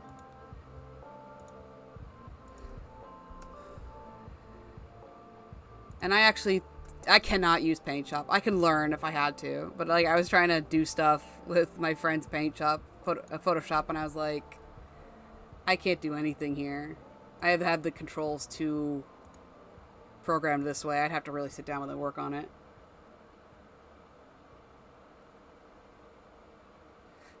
See, I was thinking about trying to do this work in Illustrator at some point, but I don't think I could.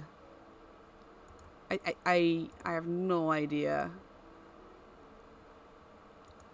I don't know exactly at the moment. I'd like when I had like a regular job, I was like gonna have both and mess around with both, but it's like I ended up with this because of my job, so this is just what I have at the moment, and it's a one-time fee. I just bought it outright.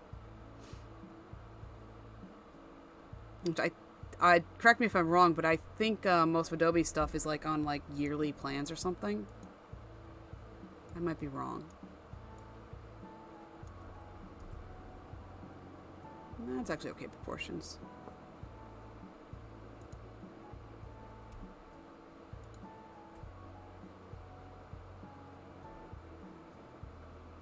Yeah. I have an old version of Illustrator floating around somewhere. I haven't used it in a long time.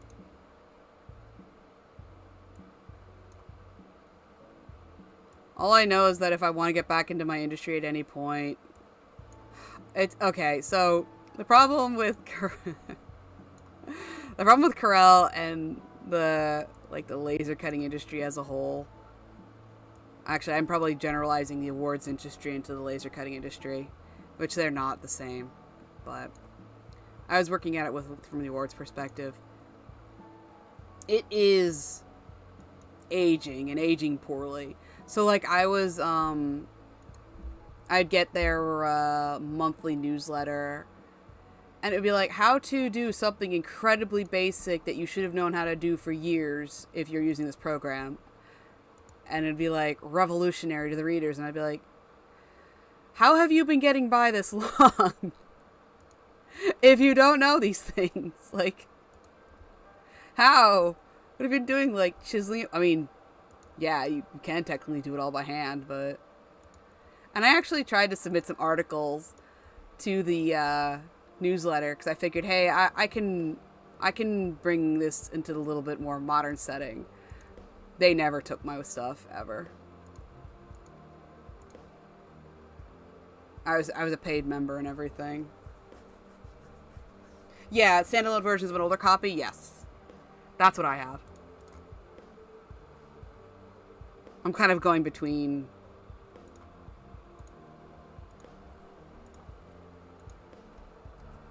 Zoning. Ooh, this is a mess. That's a freaking mess. I might just generically smooth it.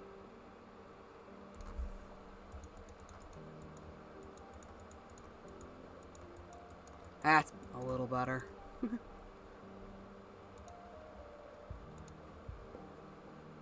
I might replace this with an actual circle.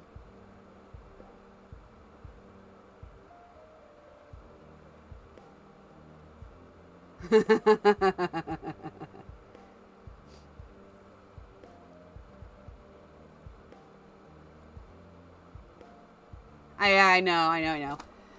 Making everything online, and it's the way of the future. But I'm Poe.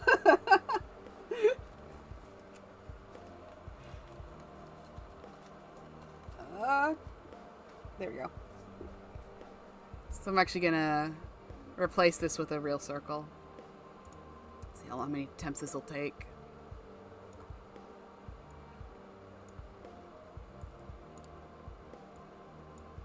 Hey, not bad at all.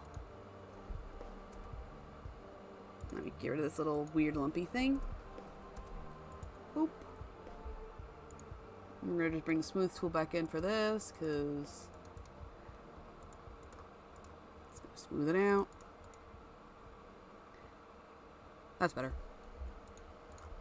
Okay, so that's Black Mage. Let me just get rid of these lines again. Ah, okay, we can just do it this way. Bloop.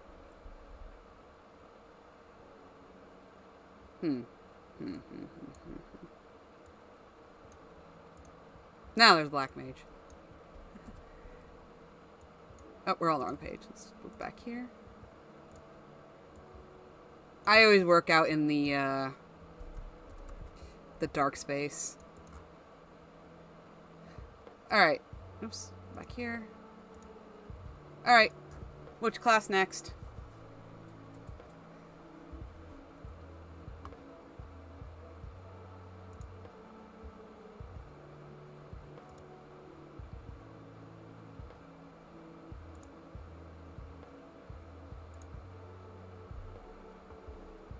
Sam. Alright. Let me mark the ones I've already done. Since we're just using a generic sheet. We've done... Let's use yellow. That. Oof. That's not readable. That's not readable. Let's just make it red. We've done Bard. We've done Warrior. We've done Summoner. Oh, it became pink apparently. We've done Machinist. We just did Black Mage. We did Dark Knight.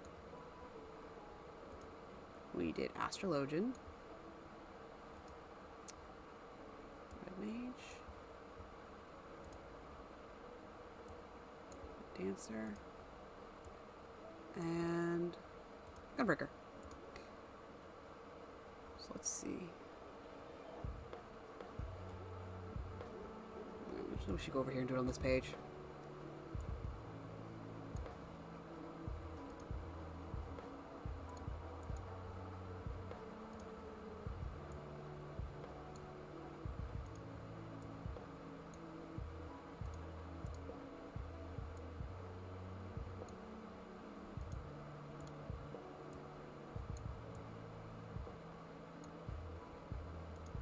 All right. Okay, all right. Let's do White Mage real quick, and then we'll come back through for Sam. So let's just bring them both over.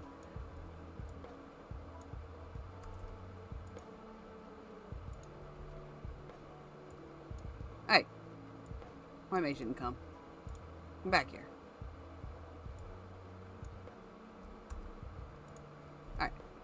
do white mage. White mage is easy. First we wear these little holes. And then we go like this. Done. Now we just insert it. Egg.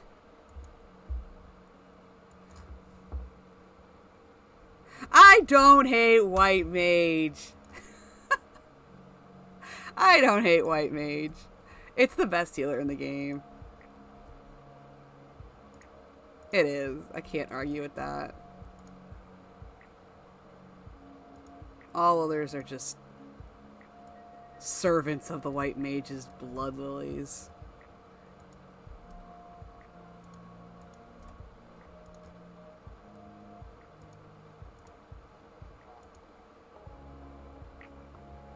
Yeah, you're good, Z.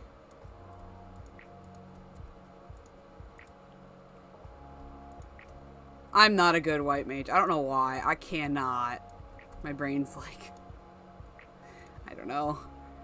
I think what happens is I don't think I'm doing enough.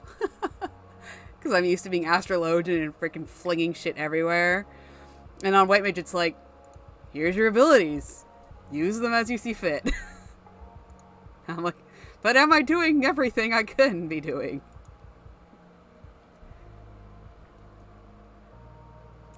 And lo and behold, it's like, yes, you are doing everything correctly. Then why do I feel like shit? I don't even play Astro that well, but it's still my favorite.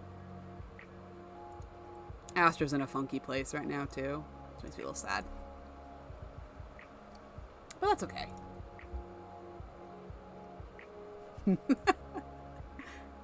Aw, thank you, Lee.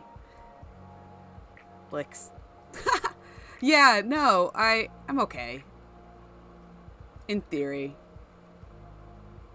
I wouldn't be able to do it in like a real competitive setting, I don't think. I used to do all my first clears on Astra, now I'm too scared. I'm chicken shit.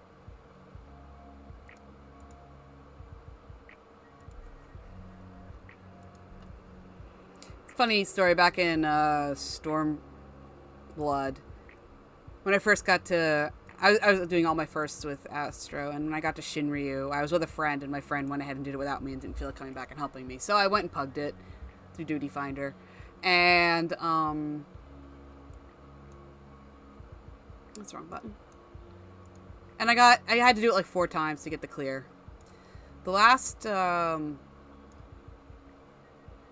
2 times, I was with the same co-healer. And at first, I thought it was the co-healer, and then I thought it was me, because the whole thing was an absolute shit show. But I realized when we went in the second time, somehow I ended up with the same healer through Duty Finder. The 3rd time failed, and the 4th time I just ended up with her again. And we freaking did great. I was so happy, and I'm like, maybe I'm not a garbage Astro. And I actually, like, said that in chat, and the white mate was just like, no, the group was retarded. I'm like, oh, thank God. I was like, it's not me. I was so, like, upset about it. And Shinryu was terrible. I think Hades is easier than Shinryu.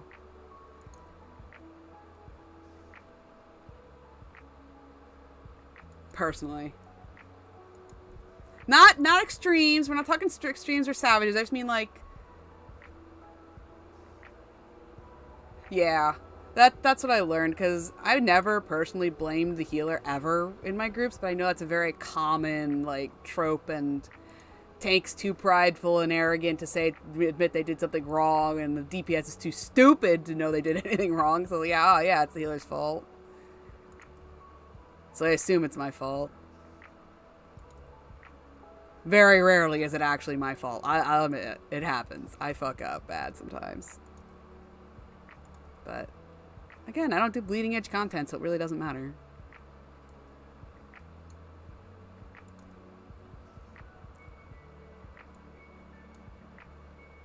Okay.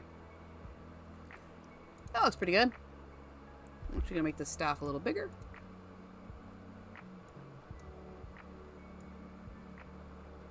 Wants to see that center? That's center. Lee doesn't slip. Lee does not slip. She is best heals.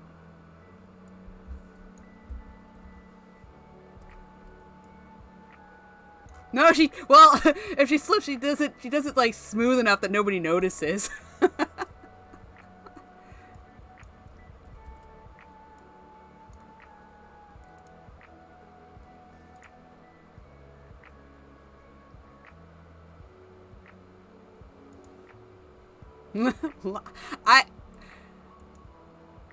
I don't know. I've never noticed personally having any trouble with Lee heals.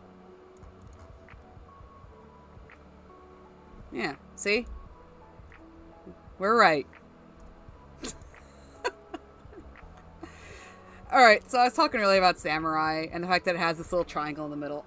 I'm gonna just omit that because it creates... There's too small of an opening if I don't.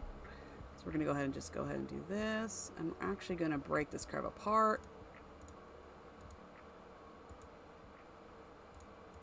And just delete this. Done.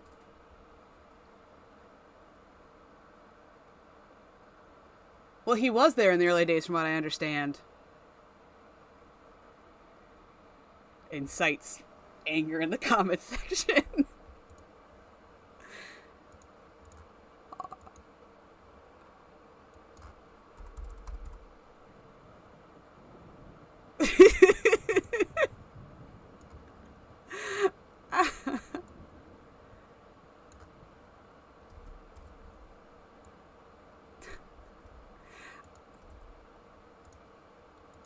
I think I was treated very nicely when I was raising a healer. Mostly because the healer I was replacing didn't want to heal anymore and they were trying to go out of their way to make sure I fucking took over healing. Like, I don't want to do this anymore. Here. You do it instead. I'm like, okay.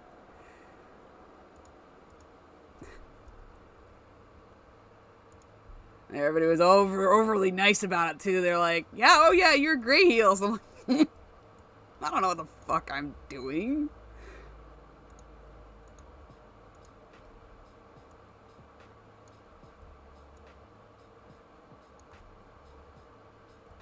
They were just desperate to not have the other healer heal anymore. That's okay. I get it.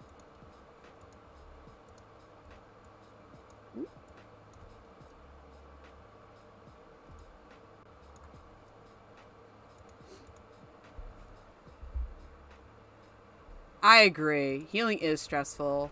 And even if your healer does slip up, you really should just be calm about it. It's not easy. There's a lot of dynamics to it. Just be chill with everyone, honestly. As long as people are willing to learn and grow. I'll even accept DPS making mistakes.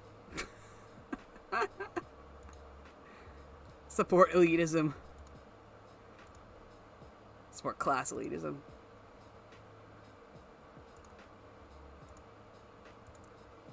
And I actually like helping new people learn fights when I know the fight. Like I always say my area of expertise is through like Stormblood. I don't know much past that. Like I haven't really patterned down the Shadowbringers fights that well yet. I'll get there eventually. Like I could do the dungeons, they're easy. Don't ask me about the trials, I don't know shit.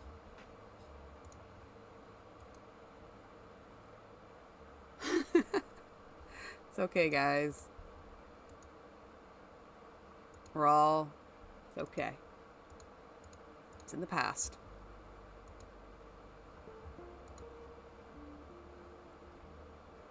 I'm actually gonna leave that alone. It looks okay. And we're gonna make it a little bigger actually. Just a smidge.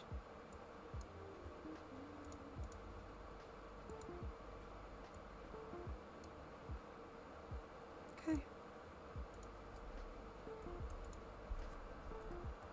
And that's Samurai.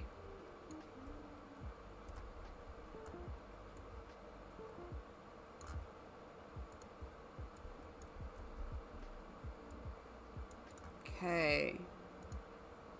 So let's see. Sam is done. So your remaining options now. I try not to think about the past in my gaming experience. I had a very salty past.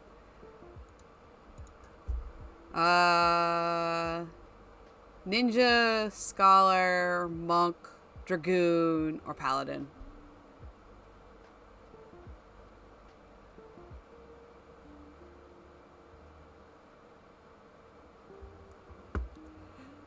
I'm honestly not really fond of any of these options. Drag. Okay. Floor tank it is.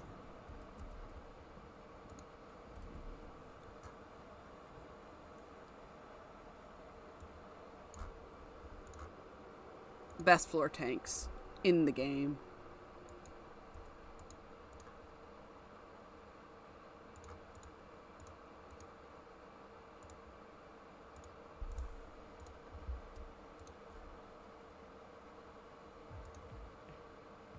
Stupid. That's the exact opposite of what I want to do.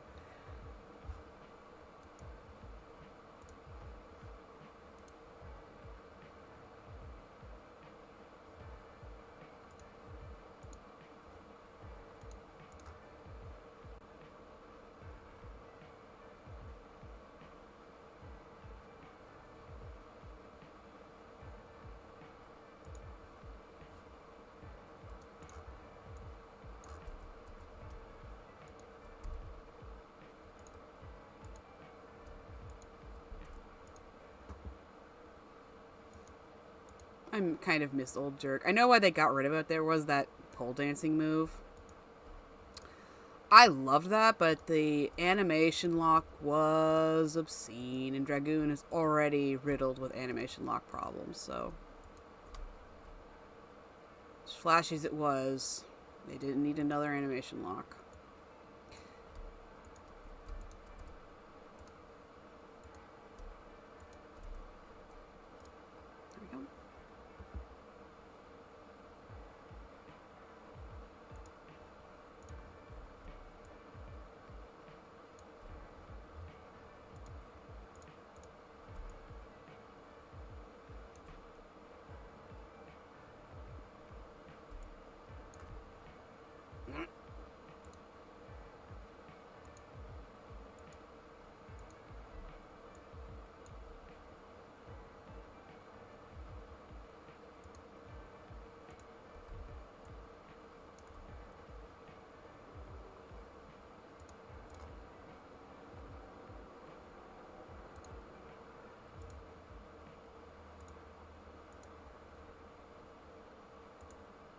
So what level is your alt so far?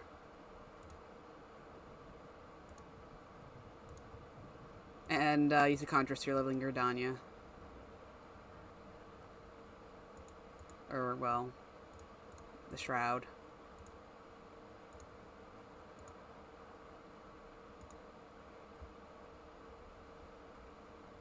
Aww.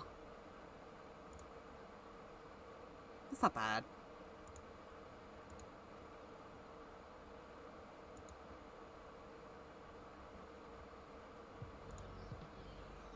Oh, baby, yeah.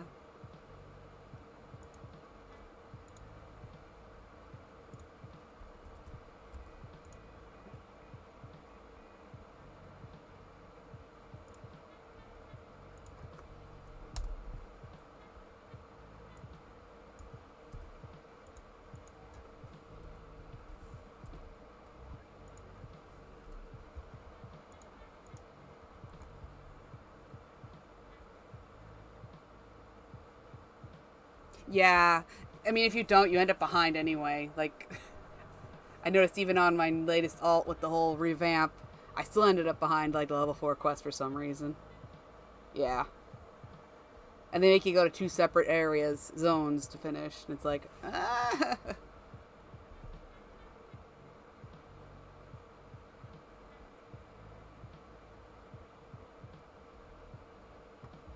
Let's see.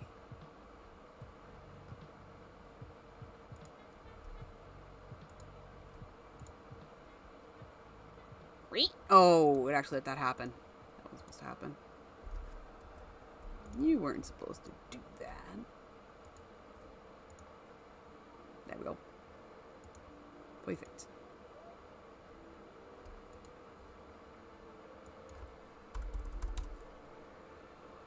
There we go. Now we just delete some stuff. And let's make it a little bigger.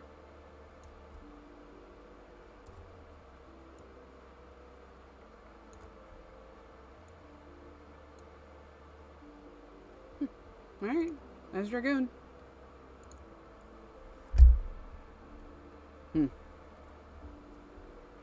Later, Z. Thanks for stopping by, I appreciate it.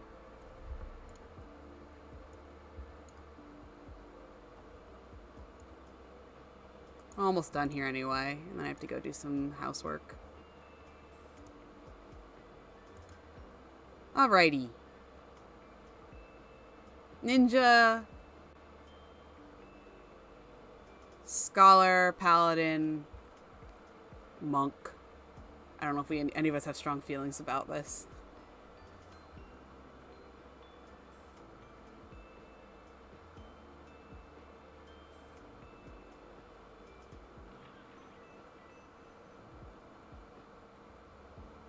Yes. Okay. Paladin. Let's do it.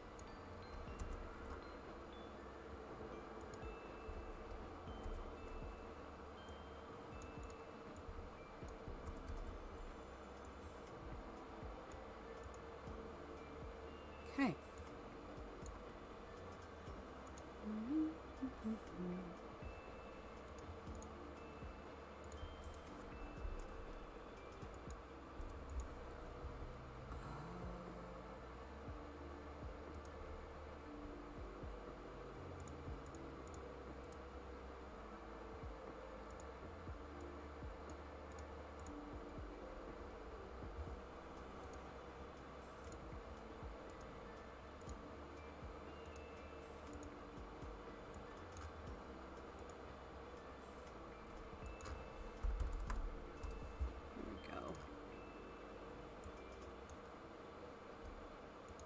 I'm gonna grip that real quick.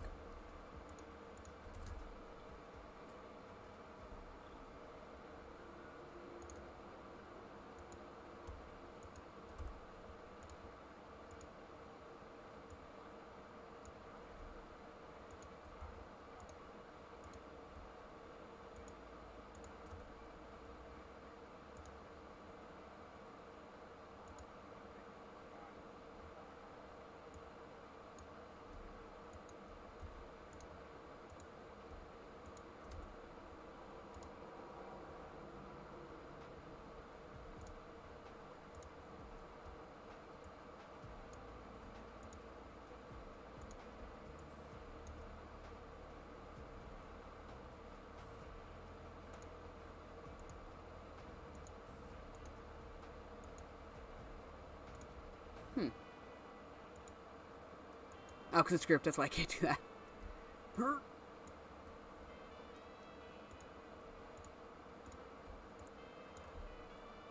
Okay. Snippies. I'm just gonna get the fuck rid of that. There we go.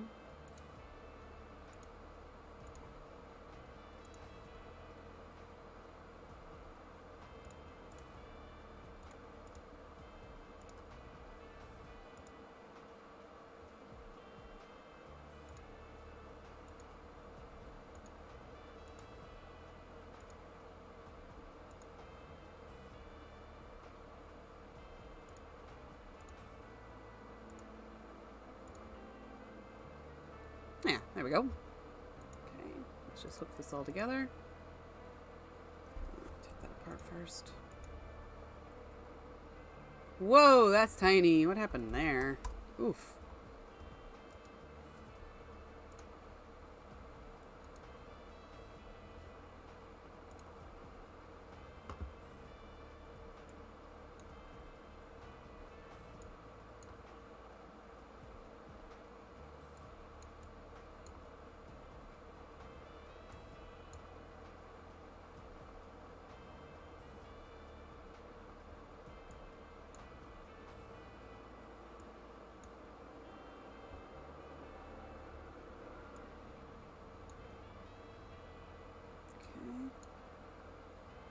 Paladin does have a bit of a lumpy soul crystal design, but let's see if we can smooth it out anyway. So, that is not smooth. That is smear. Stop. Stop. Yeet. That's a little better. Just want to make it look a little less overly lumpy. Still lumpy, but that's how it's supposed to be. Okay. So that means Paladin's done. Oh, turn that back to red. Well, let's make the symbol a little bigger. We'll be doing that with everybody else.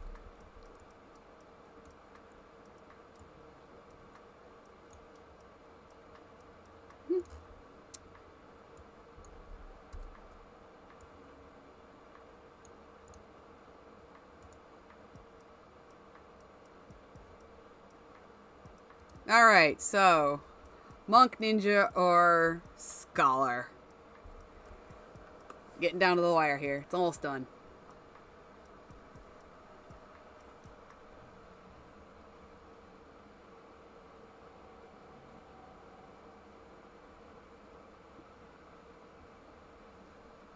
Cool. Ninja it is.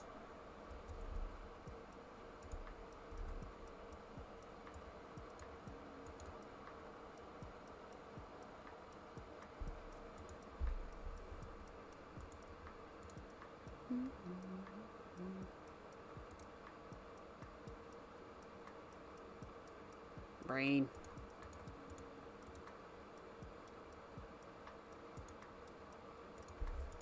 Okay.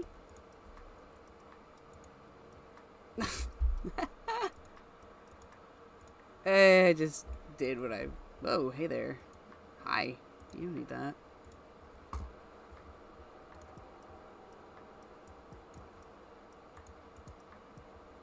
Yay. Wait. Whoops.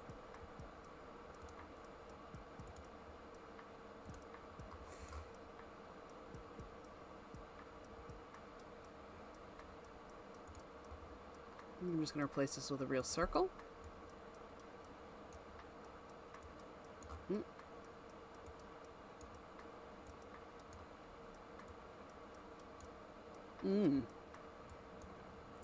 Ninja. Your circles are dumb. Hey, hey, out of here.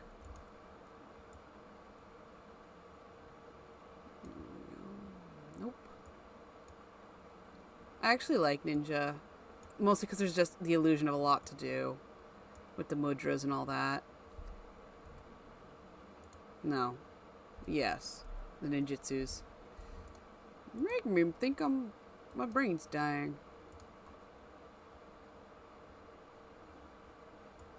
So sometimes I do the shape tool instead of the mask smooth tool because there are just specific nodes that need to be removed rather than a bulk number of them to be changed or or edited. See? And sometimes it's just more efficient to go in and get the specific node and remove it. Rather than use the bulk clean tool. It depends on the situation. No, that has to stay. What's this one doing? Is this doing anything useful? Oh! Eat it. These are really small. Alright.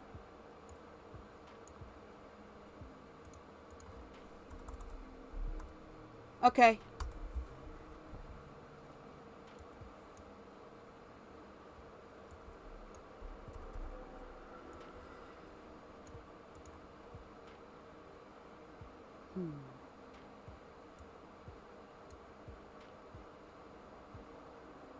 I should probably make it so this is a little more in sync with the chat because I don't think I have it at the fastest reaction time because I honestly wasn't expecting to actually have people coming in. So my responses are probably coming through a little late.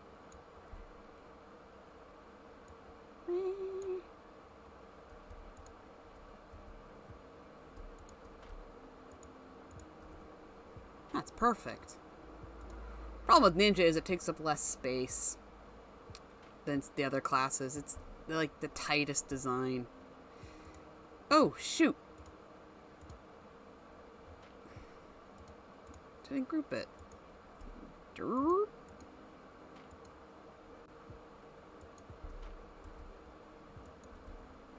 That would cause some trouble.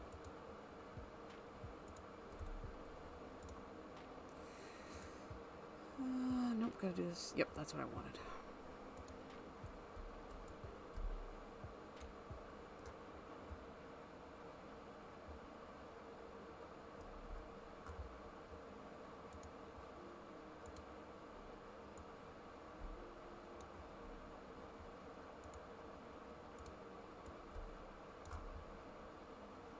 Mm-hmm.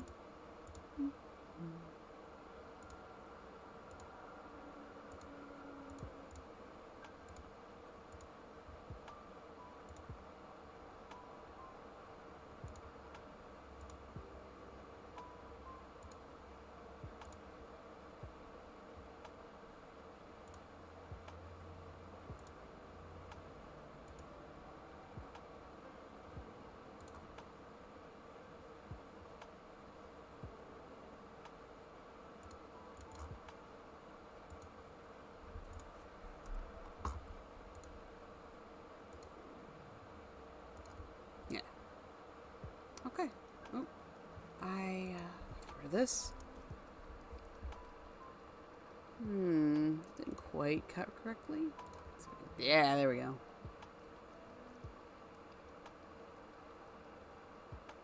Okay.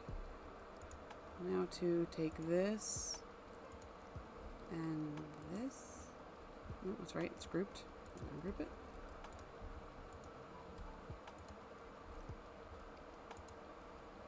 Boom. Let's clean this up. Get rid of that little lump there over here. Yeah, better.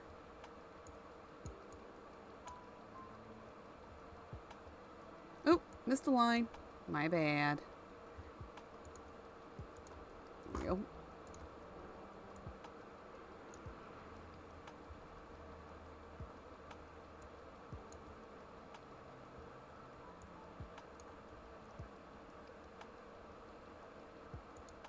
And Ninja's another chunky design. It's a really rough looking piece, so I might not do much to fix it, because it is just a really jagged mess.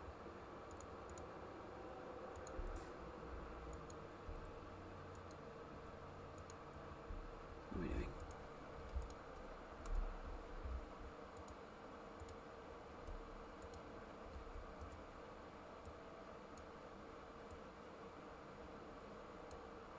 I might at some point go back and just remove the center and cut just the swirls out, but I think for now I'm going to try to keep that little detail in there. Alright, so that's Ninja.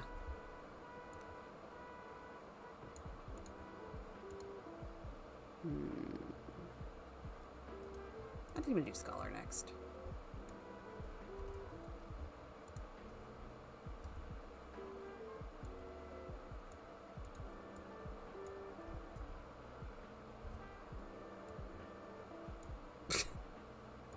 Nice! Okay.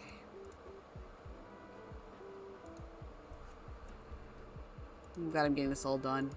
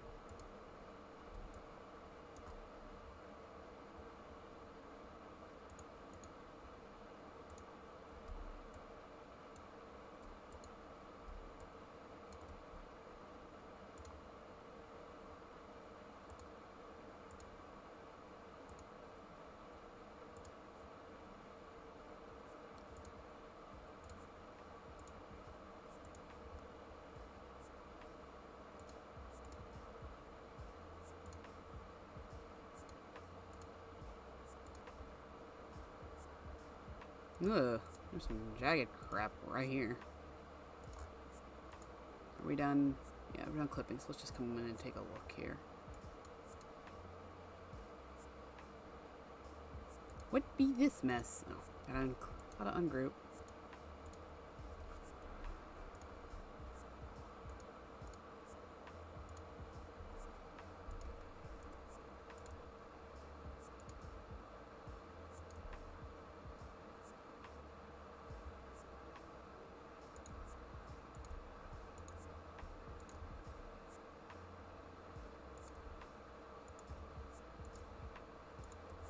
No. Okay. Not bad. Okay, that's a nice curve.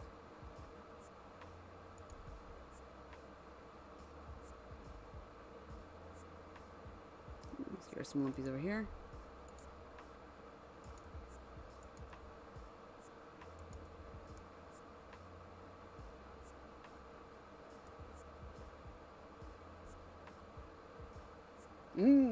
That's a mess.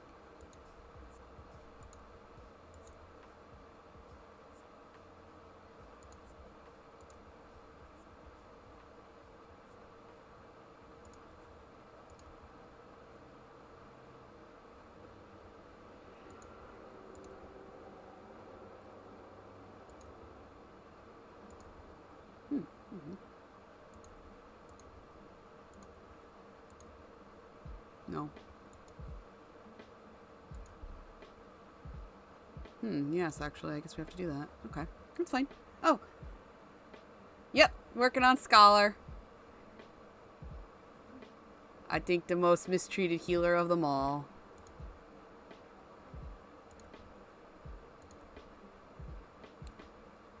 I think we've talked about, we definitely have. But they really need to go full haul on that totem healing thing. Because they already have the fairy that becomes like a turret heal. I mean, that's freaking awesome. They just need to expound on that. And I think Scholar would be freaking great. I'd play it. I was in a, I don't know, it was like Praetorium or something. I just leaned away from the mic. I was in some MSR, one of them. And I was with a co-healer, Scholar. And I was just there to get the tomes. I wasn't there to level or anything like that. So I was Astrologian.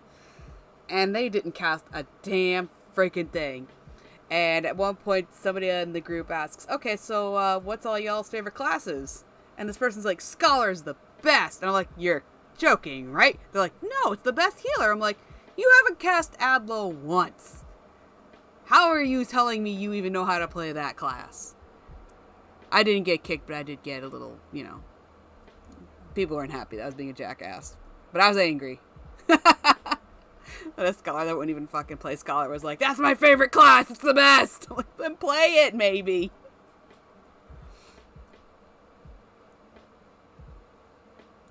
And honestly, I hate when people fucking talk in MSR. It's like, I get it, you want to make it more fun, but I just don't want to hear it. I just want to get done. I just want to be in, out, and gone. I don't want to, like... Then again, you're right, just don't read it. And I'm like... That's fine. I should just put party chat in its own window and just ignore it when I'm in there.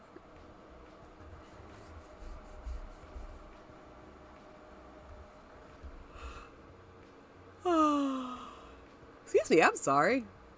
Yay, almost done.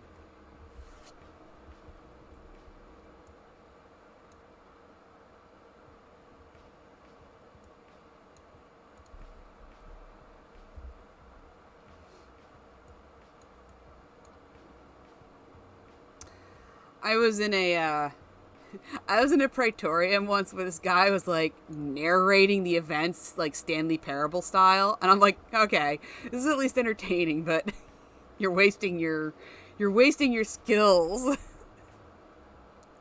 Because nobody in MSR is going to appreciate that.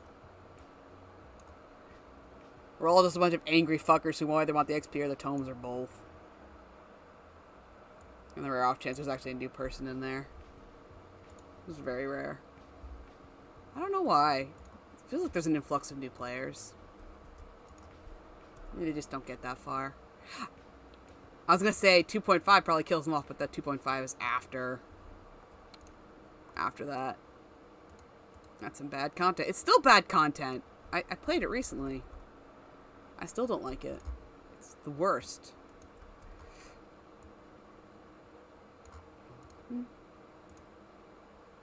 Okay, so we only have... That's it. Monk. Alright. It's got the most generic design to it. Absolutely lame. Monk's okay. I like Monk because it's really... You move around a lot. It's very positional heavy. And technically Ninja has some positionals in it too. I believe some. But I sometimes don't do that right. Because you have to do the mudras and the positionals. And I don't balance that all the time.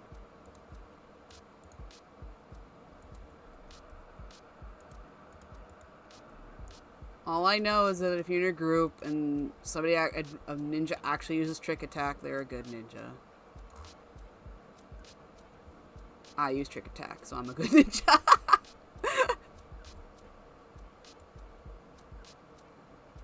It's an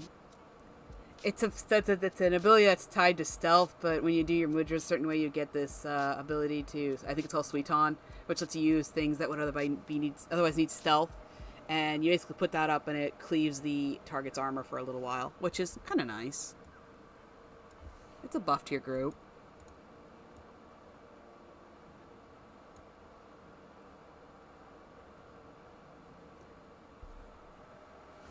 I was on the Reddit not too long ago, and I think it was actually the shit posting site for subreddit for Final Fantasy XIV, and they're basically taking the piss out of Samurai for being like the only class that doesn't buff the group in any way.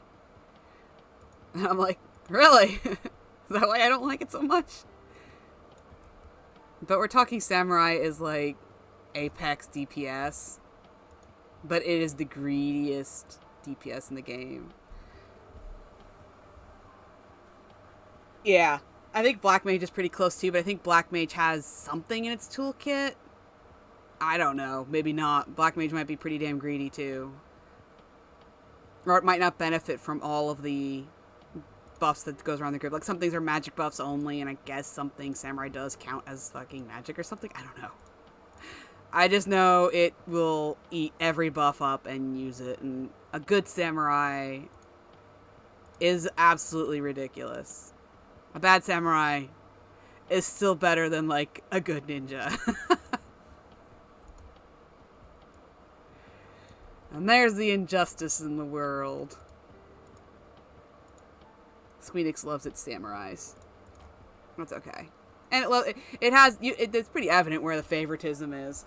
It loves, like, out of the healers, it will jerk White Mage off till the end of time, while it breaks the shit out of Astro and just leaves Scholar in the dumpster. It's like, guys.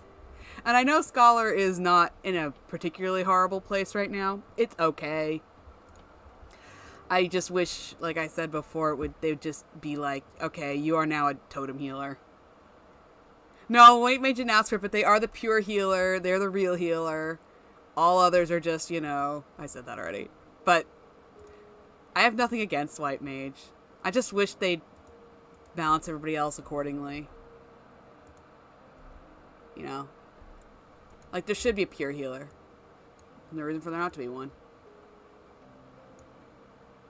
I just wish that the other ones performed as well in their wheelhouses as White Mage does in its, I guess. Like, Astro's got the, I guess, utility in that it can switch between HOTS or shields. And somewhere I read that its shields are better than Scholar. And I'm like, oof, that's not right. Astro should not have better shields than Scholar. Somebody help Scholar, please.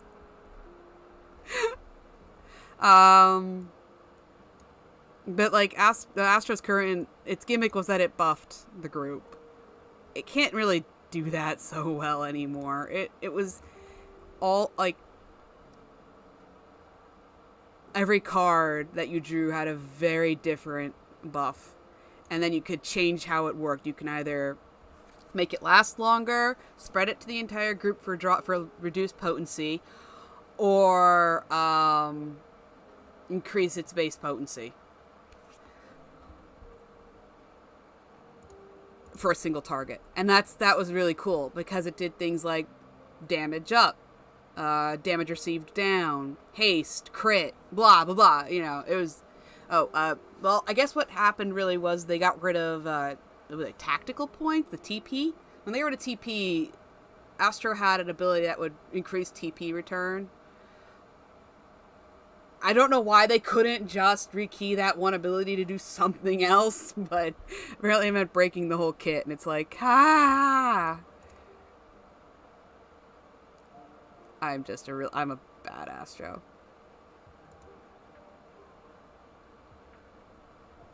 And that's okay. I like it. I think it's a good class. I think it's fun. It's still fun. I still like it. Alright, so let's make sure we got everybody. Astrologian, Summoner, Red Mage, Warrior, Dancer, Dark Knight. So there's 6. Bard. Ooh, I gotta fix Machinist. Machinist, Gunbreaker, Black Mage, 10. White Mage, Samurai, 12. Dragoon, Paladin, Ninja, Scholar, Monk. That's all of them. Minus Blue Mage and the crafting classes. I will be doing them. I want to do them. I might give them a slightly different style set when it comes to...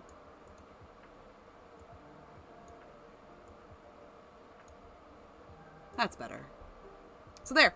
We're just going to save this real quick. I'll rearrange them later to better fit on the board or on the available space, because this is the actual space of the ply I use. 12 by 12. It's as efficient as I could possibly be, unless I buy massive sheets and cut them down myself. So, and this works fine. They're Baltic ply. And like I said, the red area is the full cut through, and those take about, I usually give them 6 passes. Green get 3 because I don't want them to go all the way through. And I'll just make sure everything is real quick. If you don't want any lines to be bigger than that, because if they are, the machine will get confused. And we don't want the machine to get confused.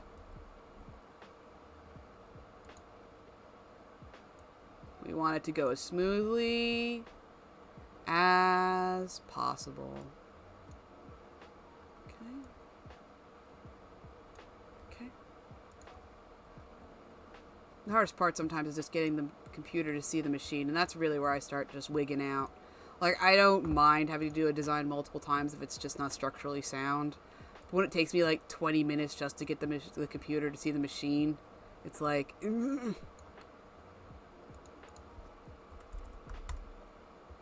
And I don't know. It might be the machine's, might be the machine, might be my computer.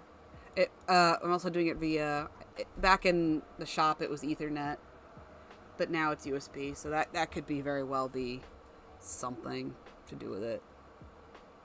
I thought that would make it easier, but it doesn't. Go. Okay. We're looking good. Okay.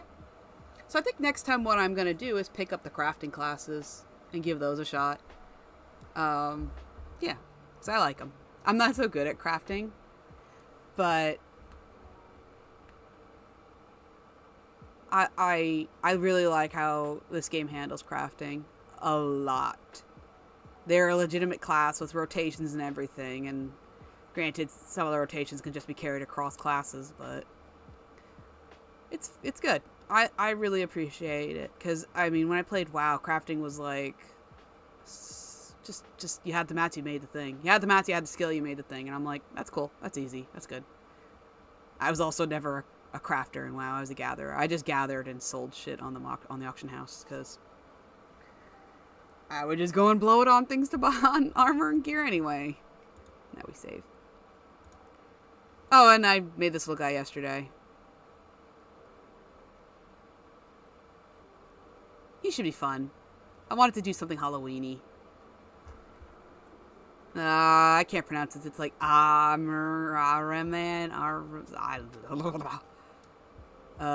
something. Eyeball with mouth and wings and tail and legs and arms. Let me look it up real quick. See if I can pronounce it.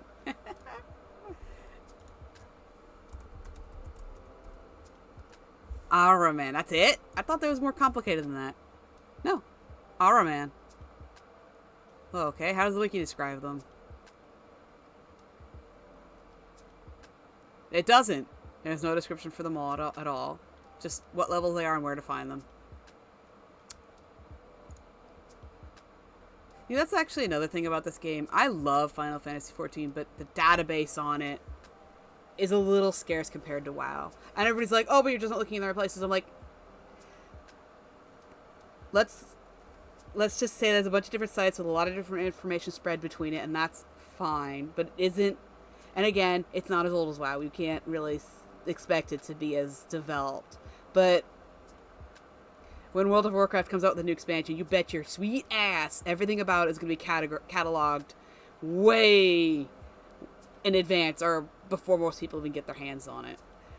And I just feel like sometimes Final Fantasy lacks that. And I'm not saying that's a bad thing. I'm just saying I'm so used to being able to just type in something in WoW, looking in WoW and being like, whoop, there's the answer right there. I find myself having to dig sometimes. But let's see. We're on FFXIV.game. Let's bring this over here. Let's just see what this says real quick. I'm not padding for time. I have more than I think I've gone long enough. No. Oh, wait. Actually, I can fix that if I bring this back here. Bring that up. Let's see, how'd that work? There we go. So this is the place. Actually, I go between this and another site to get my answers, but let's see. An Araman is described as they are a family of void sent that manifests in the physical plane by investing their essences in the eyes of oh. Wow, okay. They are possessed of great arcane ability and fly by clawing their way along airborne currents of aether. According to studies of void sent hierarchy, the Araman family is of middling class, its various forms occupying the 4th and 5th rungs. There we go. I'll learn something here today. Oh, and real quick, I guess one last plug. This is a great site. These are really high quality SVG class icons. I don't use them. I didn't use them for this particular project. I might go back and nick a few because they look a little cleaner than what I have. But this is a great resource. So, I'm going to go back to there. So, I think that's it for now. I really, really appreciate everybody tuning in. Like, that's so cool. Thank you. But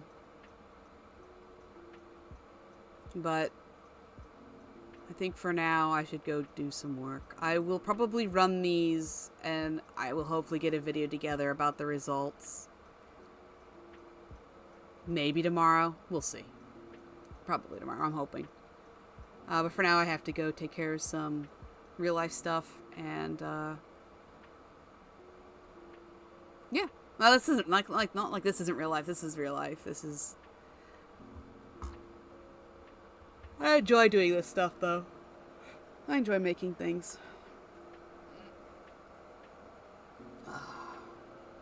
Alrighty. So, we got all the classes done. That's cool.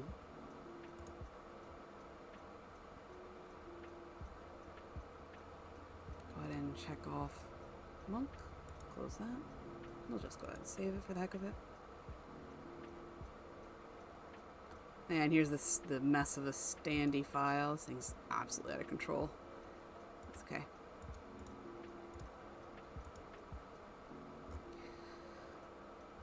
Close this because I don't think I used it. Nope. Alrighty. We'll close that too. Thank you everyone for tuning in. I really do appreciate it. Probably really more than I can put into words. And I'll be back again to do some more.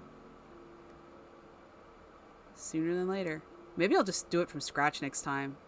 I'm going to have to because I don't have the crafter icons anywhere available readily. At least as far as I know. I'll just have to go ahead and do those screen capping the crystals again. Like a real noob. Oh no, not the crystals. They're symbols. They don't have crystals. Unless they're master. Anyway. This has been good. I'll make sure I get this up on the channel. And hopefully I can... I don't know if I'll be able to put it on the other channel. I might just rebrand this channel and have it email forward. Because right now it's... this is the Cataxian channel. So... excuse me. So it's tied to the Cataxian email account and G Suite and whatever.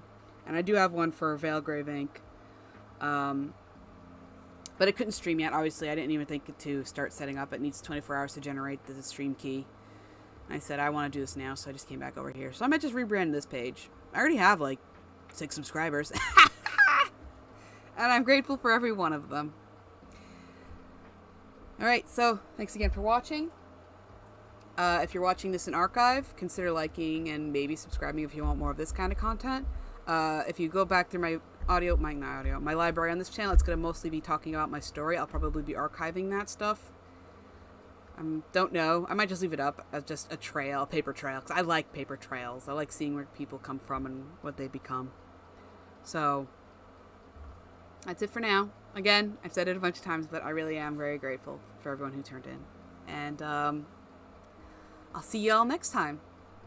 Later. Oh, I'm so stupid. I never actually introduced myself. My name's Tab. And I'll see y'all next time. Later.